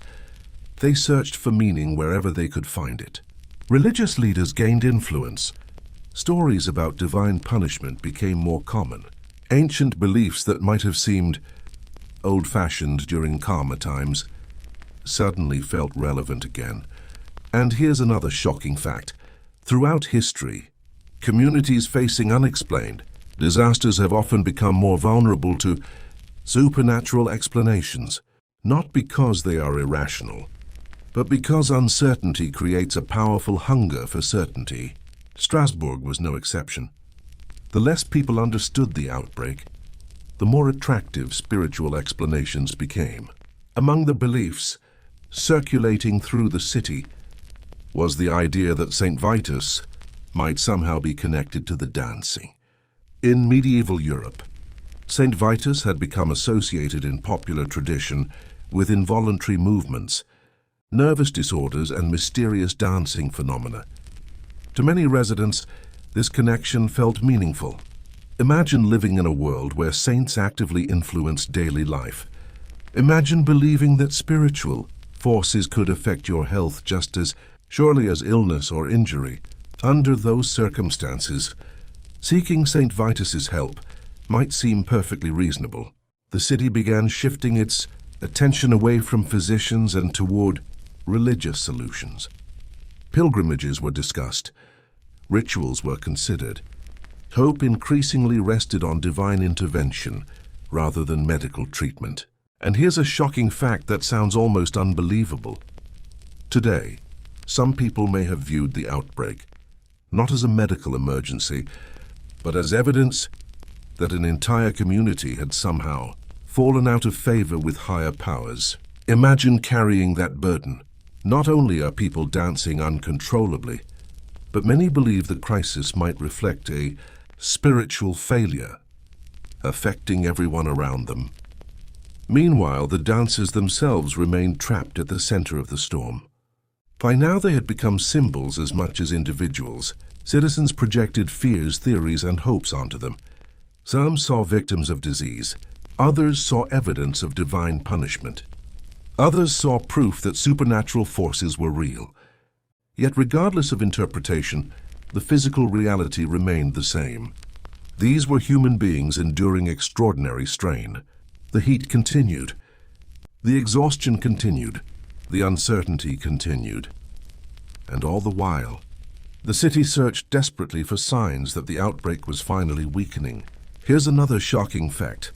Many historical crises become legendary not because historians fully understand them, but because they don't. If modern researchers could confidently explain the dancing plague, it might be little more than a historical footnote. Instead, its mystery has kept it alive for more than 5 centuries. Every unanswered question adds to its power. Every missing detail deepens the fascination.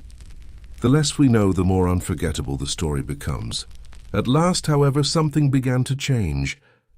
The outbreak that had grown so rapidly seemed to lose momentum. Whether because of religious interventions, changing social conditions, exhaustion, psychological factors, or some combination of all these influences, the number of active dancers gradually declined. The city slowly emerged from the nightmare, not all at once, not dramatically, but little by little. The crowds became smaller. The reports became less frequent. The fear that had dominated daily life began loosening its grip.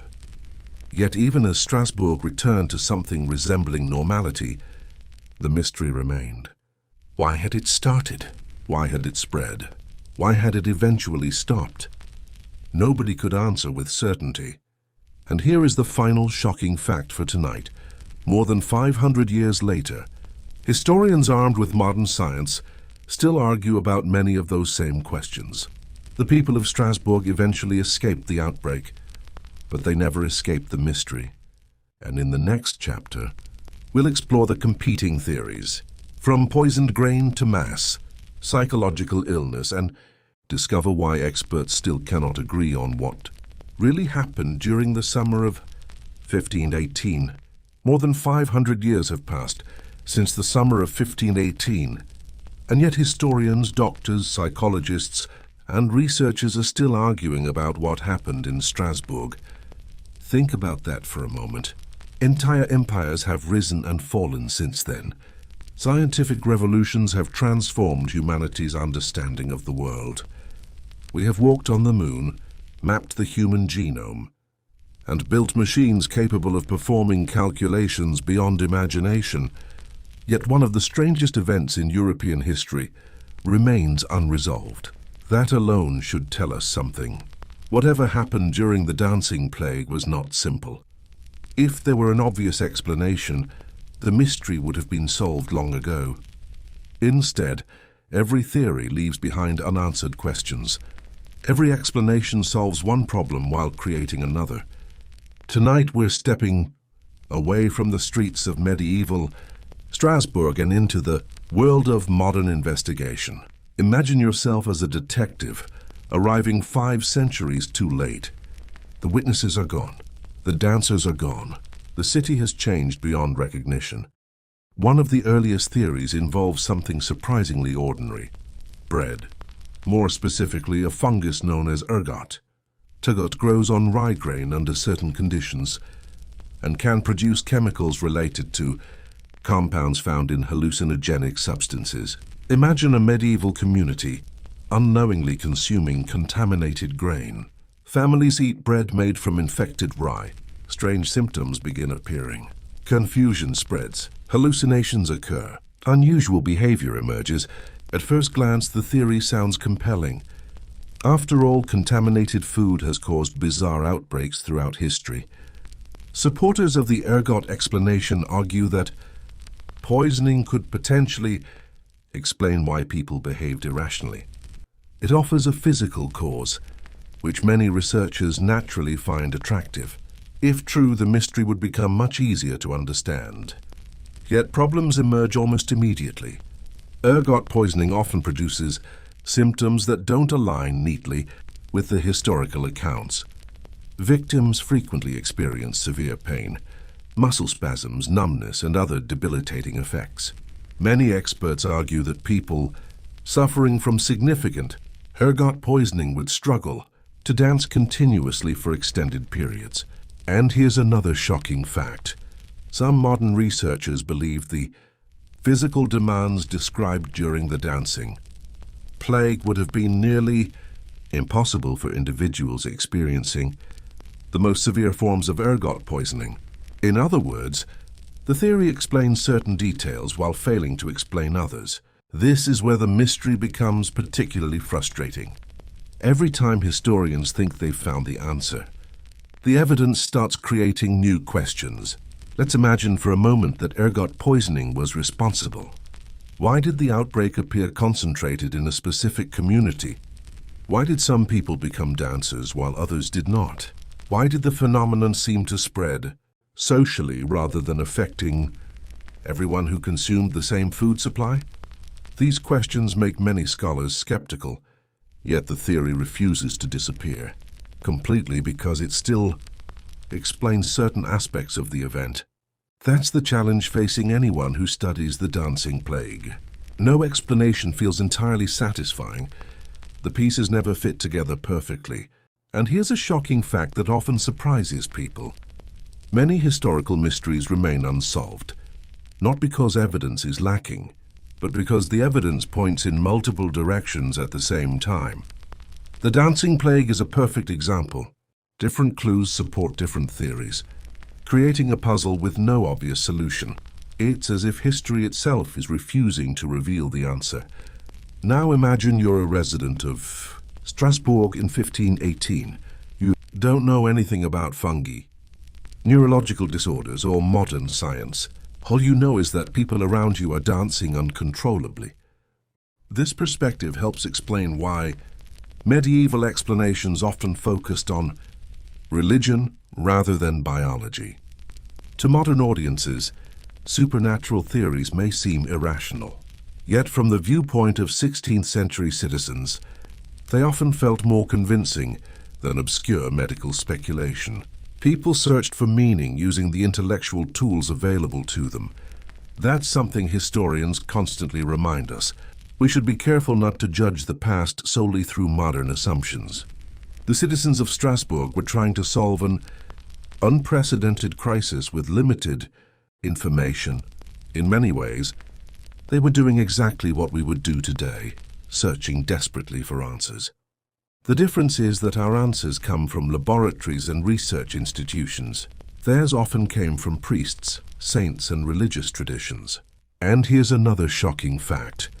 Even modern experts sometimes become surprisingly attached to their preferred explanations, defending them with the same passion that medieval people once defended supernatural interpretations. Human nature has not changed nearly as much as we like to believe. So where does that leave us? At the moment, standing between certainty and uncertainty, the ergot theory remains one possibility, but far from a definitive answer. It offers clues, not conclusions. The mystery is still alive. In fact, many historians now consider another explanation far more convincing, one that doesn't rely on poisoned grain at all. Instead, it focuses on the extraordinary psychological pressures facing Strasbourg's population. What if the dancers weren't poisoned? What if the real trigger was fear itself? What if years of famine, disease, hardship, religious anxiety, and social stress somehow combined into a phenomenon unlike anything most of us have ever witnessed? And here is the final shocking fact for tonight. Some researchers believe the most powerful force behind the dancing plague may not have been a disease, a toxin, or a curse, but the human mind itself. If that's true, then the mystery becomes even more unsettling, because poisonous bread belongs to the past. The human mind does not. And in the next part, we'll explore the theory that many modern historians consider the strongest explanation of all. Mass psychogenic illness, sometimes called mass hysteria. Let's return to Strasbourg for a moment. The summer sun hangs over the city. The streets are crowded with anxious residents. Dancers move through public squares while frightened spectators watch from a distance. Now imagine that nobody is poisoned. Nobody is infected with a mysterious pathogen. Nobody is under the influence of a supernatural curse. Instead, Imagine an entire community carrying years of accumulated fear, hunger, stress, grief, and uncertainty. Modern researchers who support the theory of mass psychogenic illness believe something like this may have happened. The idea sounds strange at first, because we tend to think of the mind and body as separate things, but they are deeply connected. Fear can increase heart rate. Anxiety can cause dizziness. Stress can create physical symptoms that feel completely real. Most of us have experienced at least a small version of this. Maybe you've felt your stomach tighten before an important event. Maybe you've lost sleep worrying about something. Now imagine multiplying that pressure across an entire city already struggling with hardship.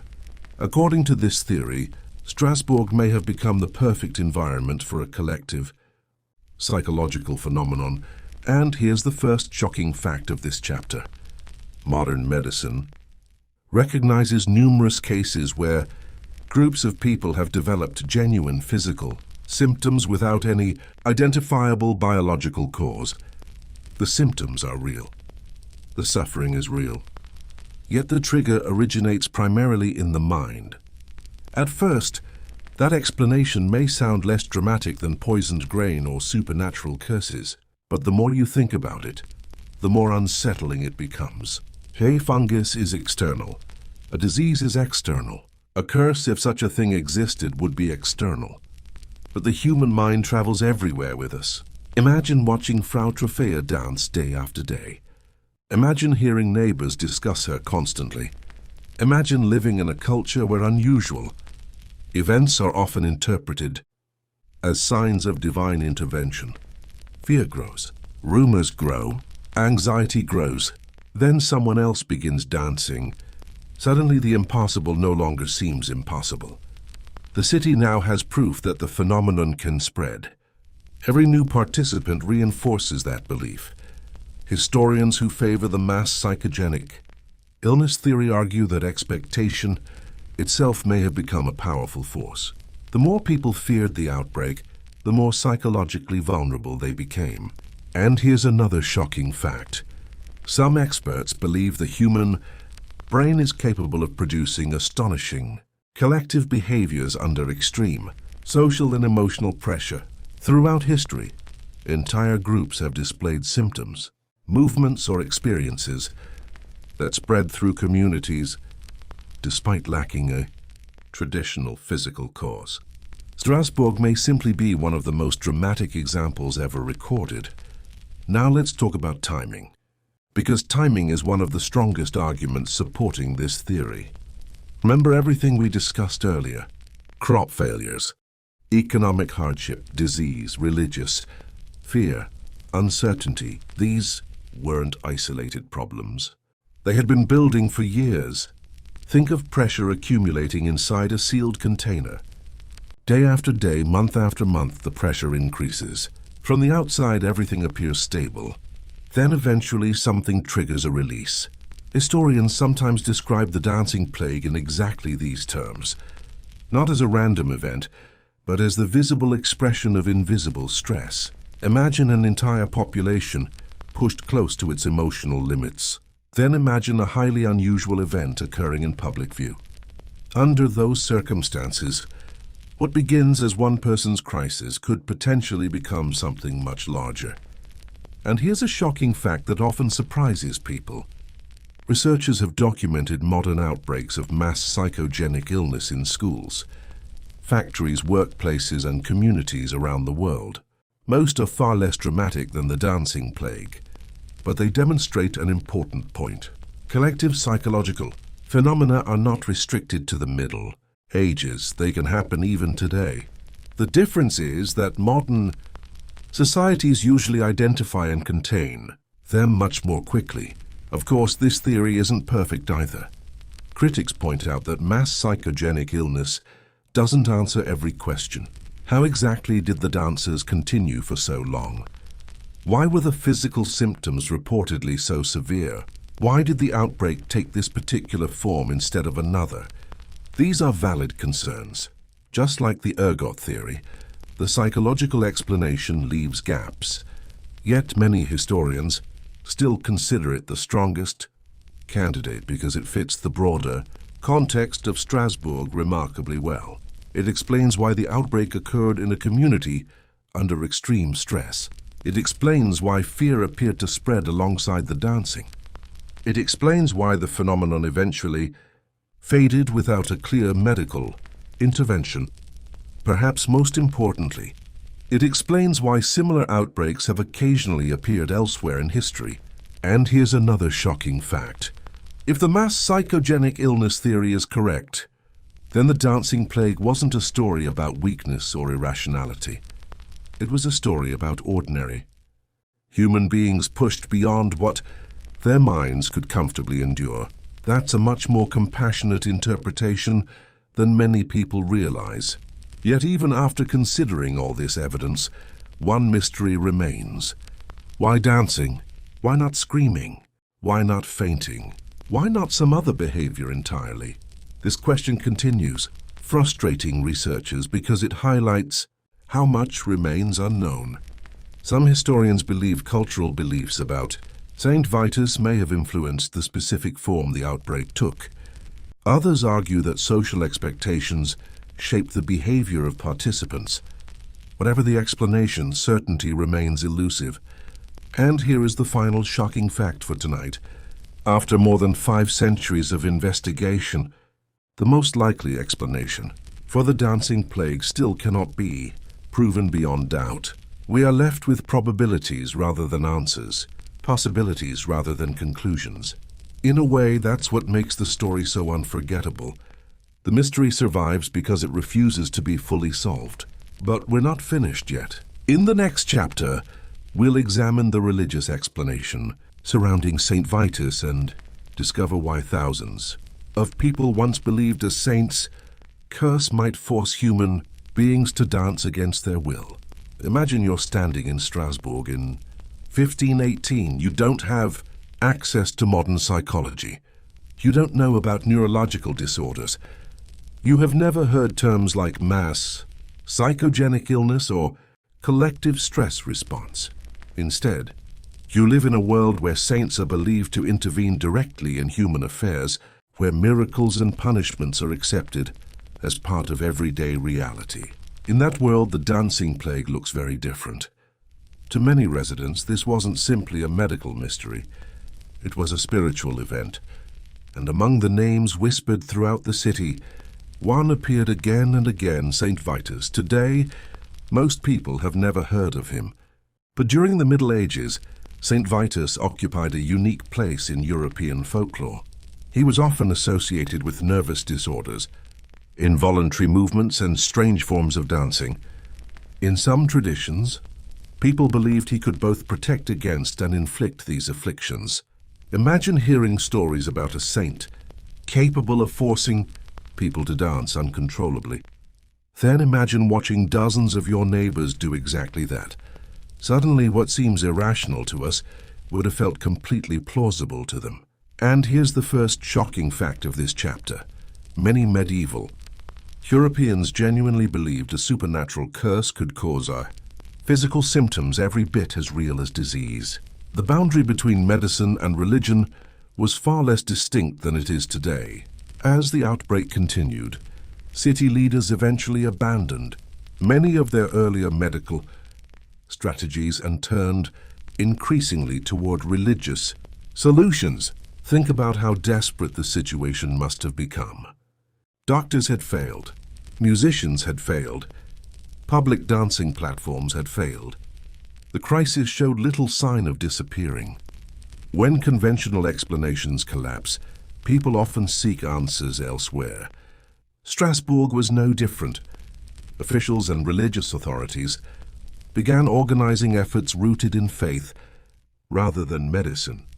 Some accounts suggest that dancers were transported to places associated with St. Vitus. Rituals were performed, special shoes were provided, religious ceremonies were conducted, prayers were offered. And here's another shocking fact.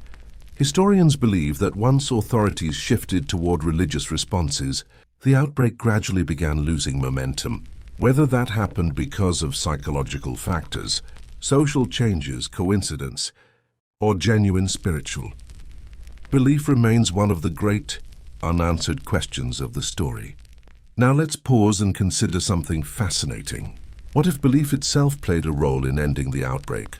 Modern researchers often point out that expectations can influence human behavior in powerful ways.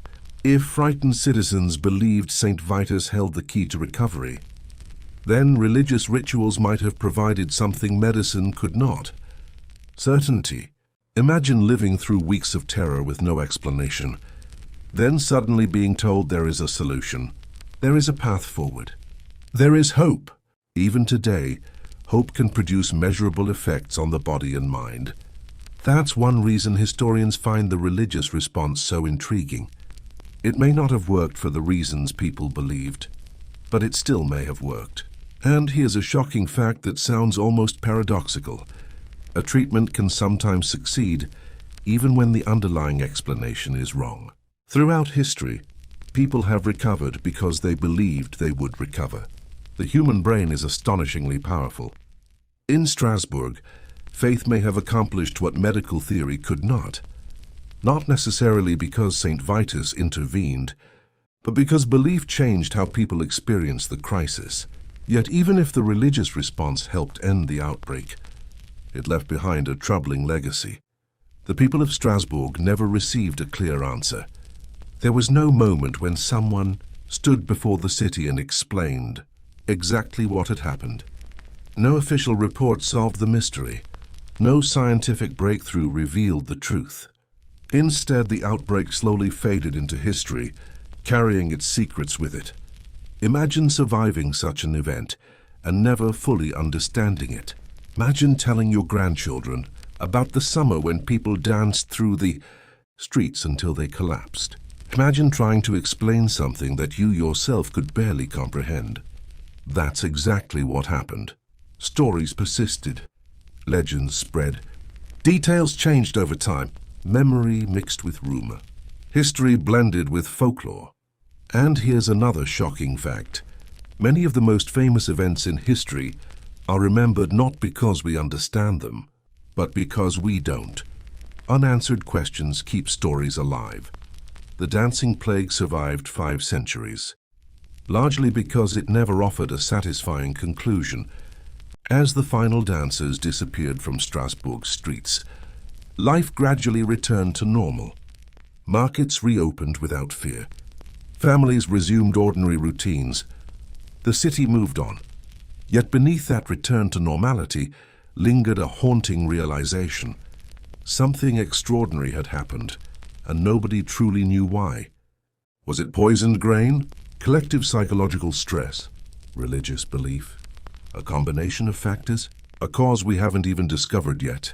The mystery remains. And here is the final shocking fact for tonight. Despite all the theories proposed over the centuries, there is still no piece of evidence capable of definitively proving what triggered the dancing plague of 1518. The event stands as one of history's greatest unsolved mysteries. A city danced. People suffered. Some died. The outbreak ended. But the answer disappeared.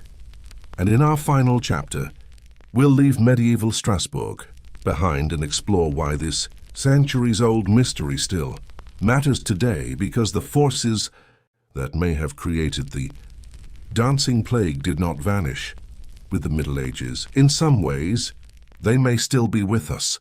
As the sun finally sets on our story, Strasbourg begins to look ordinary again. The crowds have disappeared. The musicians are gone. The dancers who once filled the streets are no longer there. Market stalls reopen. Church bells ring as they always have. Children laugh in alleyways. Merchants argue over prices. Life moves forward. History often works this way. Even the strangest disasters eventually fade into routine. The people who survived the dancing plague probably didn't realize they had witnessed one of the most mysterious events in human history. To them, it was simply something terrifying that had happened during one difficult summer. Yet 500 years later, we are still talking about it. Think about how extraordinary that is. Entire wars have been forgotten. Powerful rulers have vanished from public memory. But the story of a city where people danced until they collapsed continues to capture imaginations around the world. Why? Because the mystery forces us to confront a question that remains surprisingly relevant. How much do we truly understand about the human mind? And here's the first shocking fact of our closing chapter. Despite all our technological advances, modern science still cannot fully explain why groups of people sometimes begin sharing behaviors, fears, and symptoms in ways that seem almost impossible.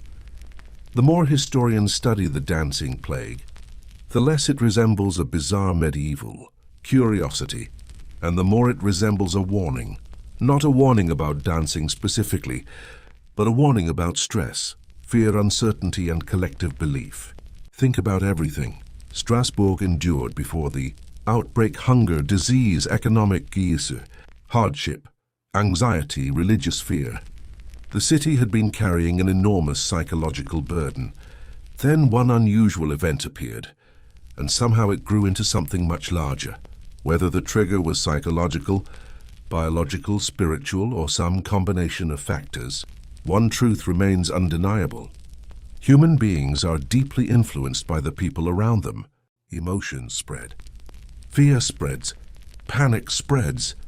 Even today, entire communities can become overwhelmed by rumors, misinformation, or shared anxieties. The technology has changed, but human nature has not. And here's another shocking fact. Researchers studying modern collective behavior often discover that fear can move through populations faster than any physical disease. A frightening story can travel across the world in minutes. A rumor can influence millions before anyone verifies whether it's true. In some ways, Strasbourg was experiencing a 16th century version of a phenomenon we still encounter today. Now imagine the final dancers disappearing from the streets. Imagine the silence that followed. After weeks of constant movement, music, rumors, and fear, the quiet itself must have felt strange. People probably searched for explanations long after the outbreak ended. Families likely debated what they had witnessed. Priests offered interpretations. Doctors defended theories. Yet certainty remained frustratingly out of reach. And perhaps that's the real reason the dancing plague endures. Human beings love stories with endings. We want mysteries solved. We want answers neatly wrapped up. But history doesn't always cooperate. Sometimes the evidence is incomplete. Sometimes witnesses disagree.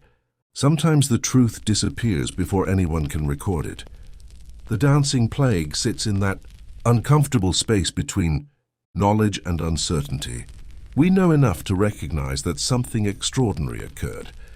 We do not know enough to explain it completely. And here's a shocking fact that historians quietly acknowledge. Some historical mysteries may never be solved, no matter how advanced our research becomes. The answer may have vanished centuries ago, leaving only clues behind.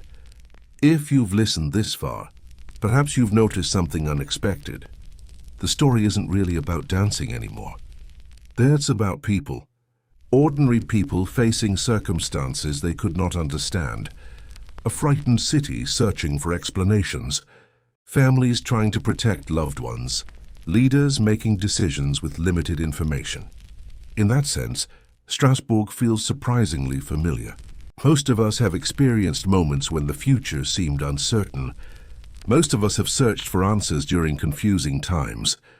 Most of us have watched experts disagree about complicated problems. The details are different, but the emotions are universal. That's why the dancing plague continues to resonate. Beneath all the mystery lies a deeply human story. A story about fear, hope, belief, confusion, survival, and perhaps most importantly, resilience. Because despite everything that happened, Strasbourg endured. The city survived. Life continued. The people moved forward even without fully understanding what they had experienced. That may be the most human detail of all. And so as our journey through medieval Strasbourg comes to an end, the mystery remains exactly where we found it. Somewhere in the summer of 1518, A woman named Frau Trophea stepped into the street and began to dance. Others followed. Fear spread. The city struggled. People suffered. Some lost their lives. Then slowly the outbreak faded away, leaving behind questions that still echo across 5 centuries. Perhaps we'll never know exactly why it happened. Perhaps the answer lies hidden in forgotten records, lost forever to time. Or perhaps the mystery survives because it reminds us that even in an age of science and technology, the human mind remains one of the most complex frontiers we have yet to fully understand. As you settle in, relax, and let your thoughts drift, consider this final shocking fact. Of all the strange stories preserved from the Middle Ages, few are more unsettling than the possibility that an entire city once danced itself into history, and nobody, then or now, can say with certainty why. Thank you for spending this evening with me. And before you drift off to sleep, let me know down in the comments, where in the world are you listening from tonight, and what time is it where you are? If you enjoyed this journey into one of history's strangest mysteries, don't forget to like, subscribe, and join us again for another chapter of Pillow and Poison. Until next time, sleep well